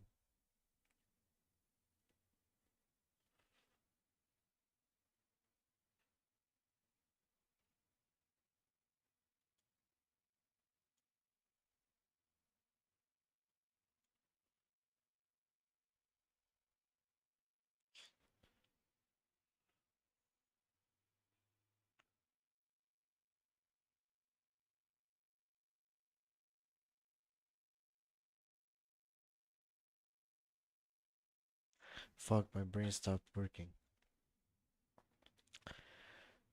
And a span with the class set to description. The ID data, it's gonna be at 3. Still don't know that. Oh.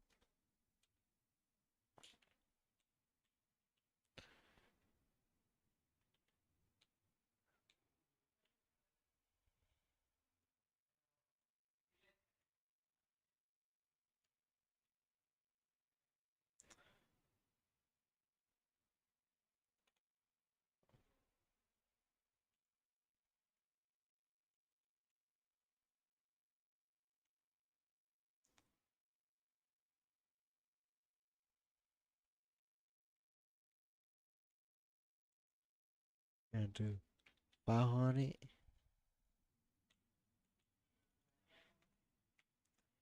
$250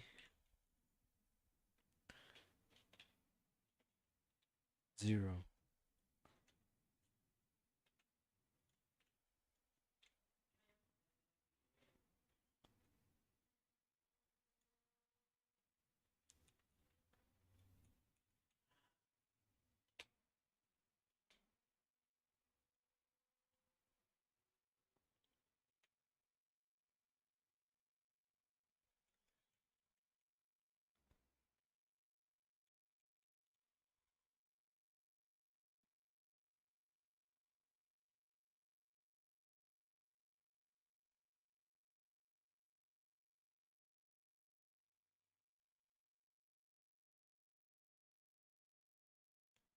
Huh?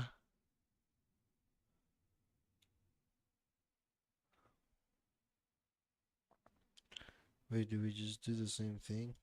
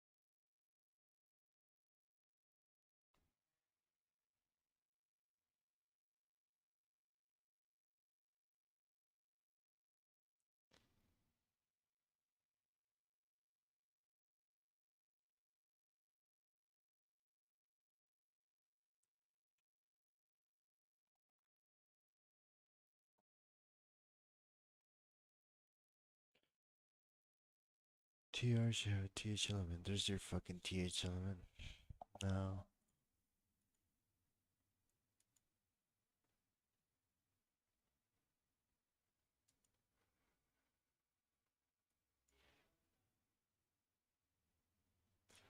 Okay, reset. Hold on.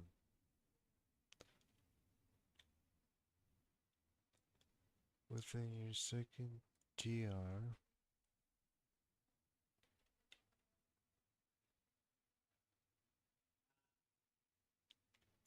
Then you're gonna have this. Then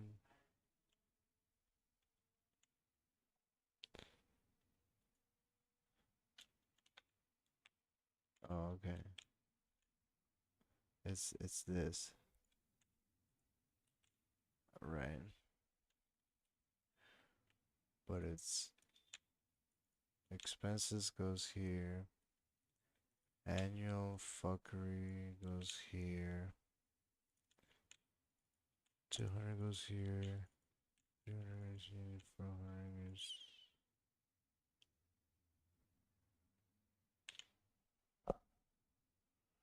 And then that's that. And then in the third, do just share it again. And then we're gonna do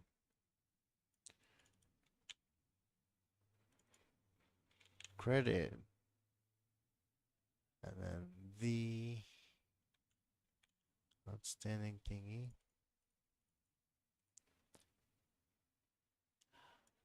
Wow. Now we do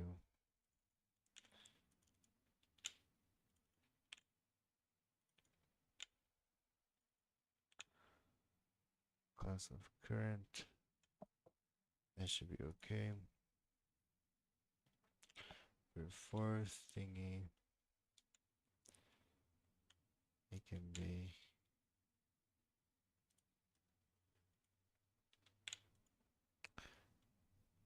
total.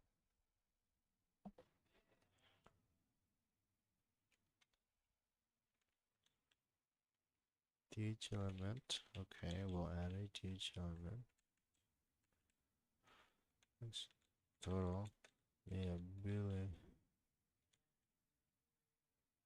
T's. Wrap the text liabilities in a span. Okay. Close span.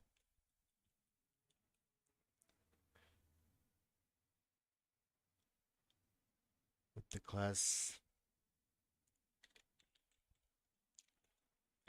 attributes set to SR only.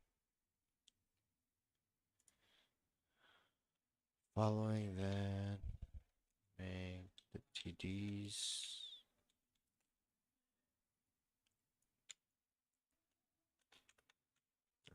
TDs.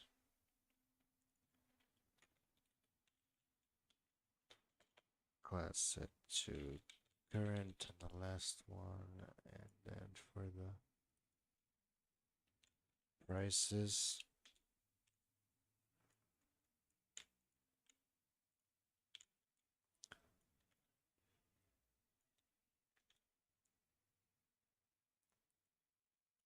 oh shit.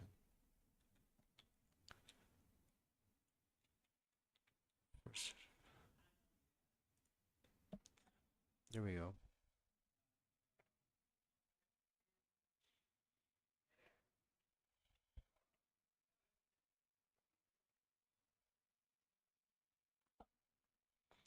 Like, ain't no way I'm building this shit by myself, bro. What the fuck?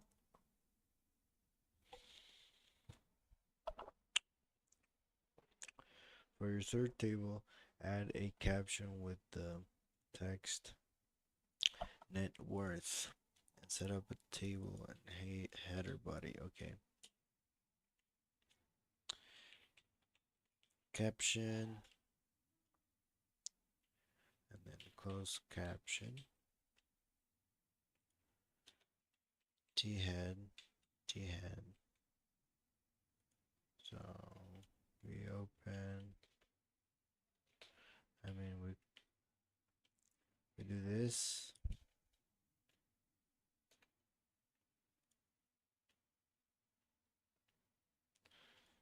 T head.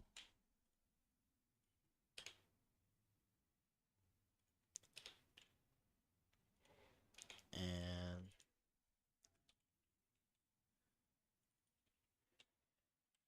T body.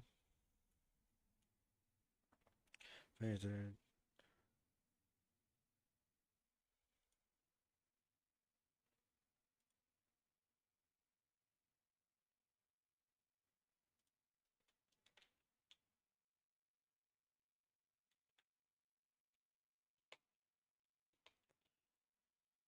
Oh, and then you close caption. Where did it go?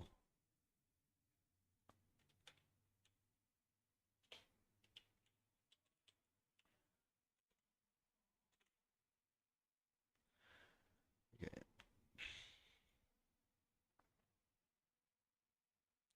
Within your T head, create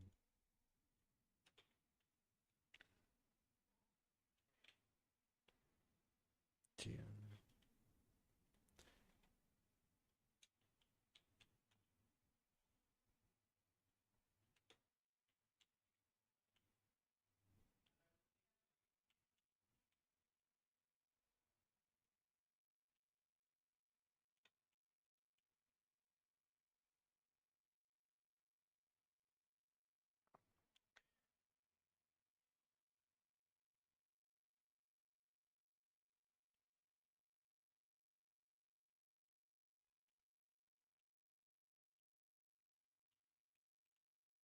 We add a span inside of each.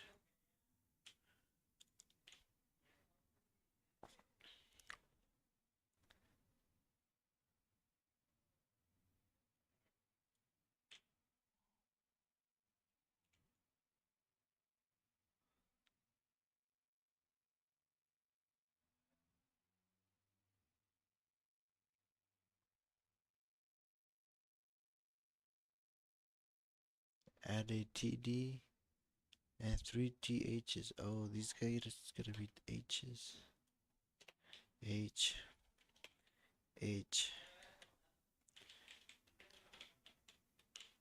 Class equals SR only.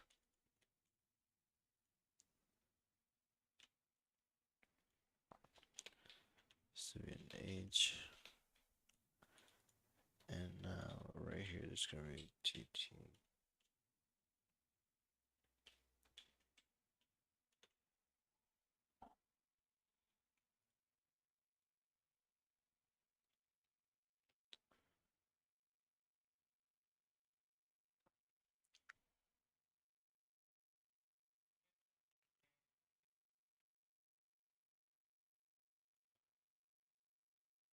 That's crazy, man. Like, how does this work?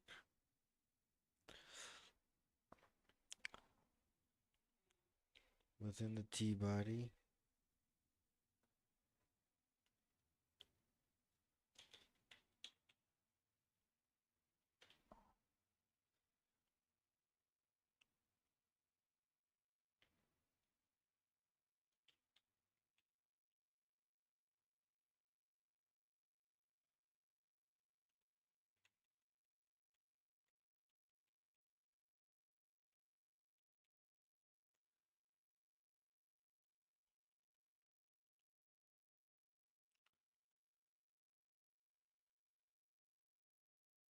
Within add a TR with the class set to total and then add a TH.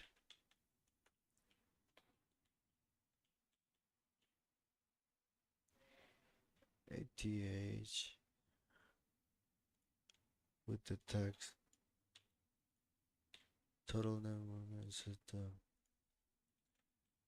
in a span with the class set to SR only close span.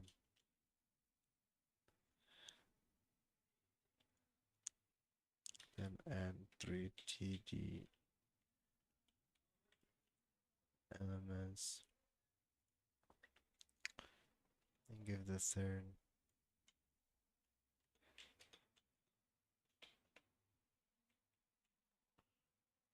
a class of total text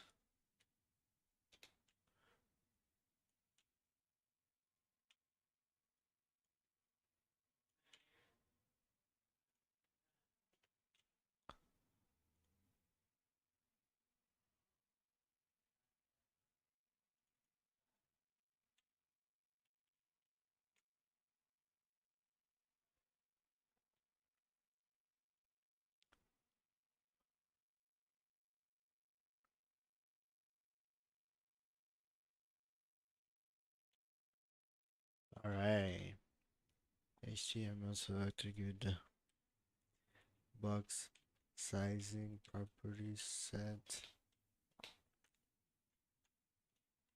to border box. Create a body selector. Get a font family property set to sans serif.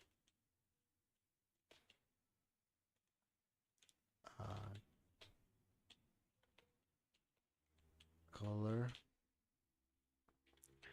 hashtag 0A08.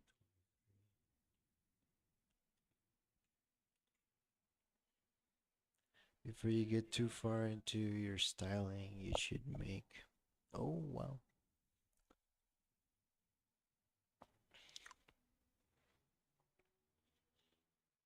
HTML, okay.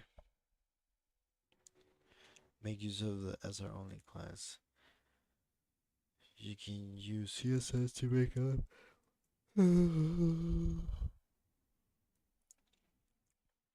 The CSS you're about to write is a common set of properties used to ensure elements are completely hidden visually.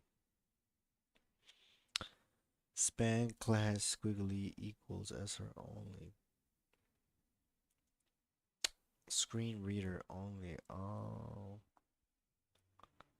that's so cool. Before you get too far, okay, so the span class SR only selection will select any span element whose class includes SR only to be set to 0. Okay.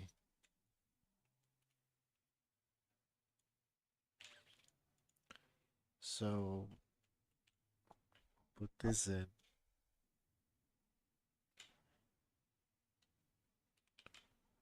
Span class SR only. That's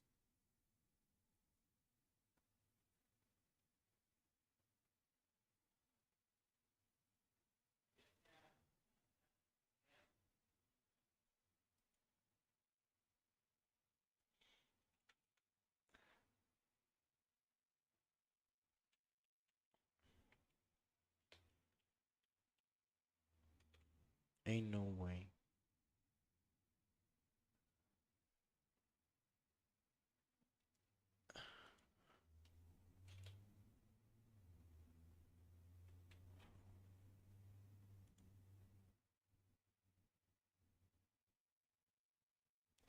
The CSS clip property is used to define the visible portions of an element. Set the span class as are only selected to have a clip property of rectangle 1 pixel 1 pixel 1 pixel. The clip has property determines the shape of the shape the clip property should take. Set the clip path property to the value of inset. What the fuck?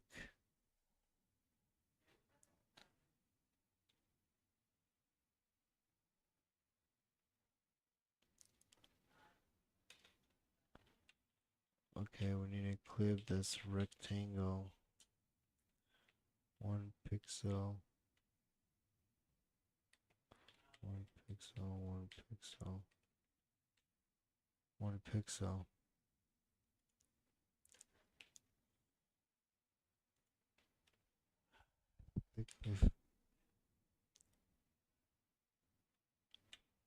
Clip path.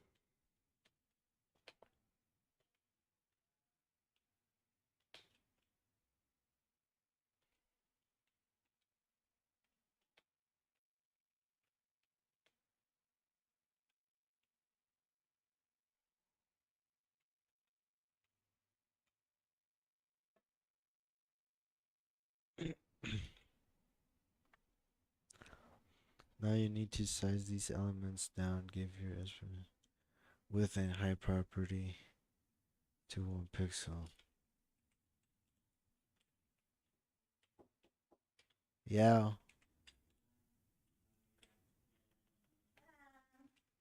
Yeah. We're live on Twitch. We're live on Twitch. Va. Ah, de hecho, no puedo. A las 3 voy a ir con mi papá a comer.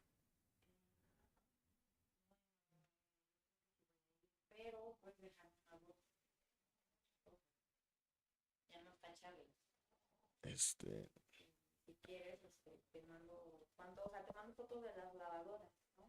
Ok. Ok, ¿como qué tamaño de bolsa? ¿Como así? ¿O de la comer? Como de 8 kilos, 8 kilos son... Sí, algo así. No tan... Ok, ahorita te lleno una.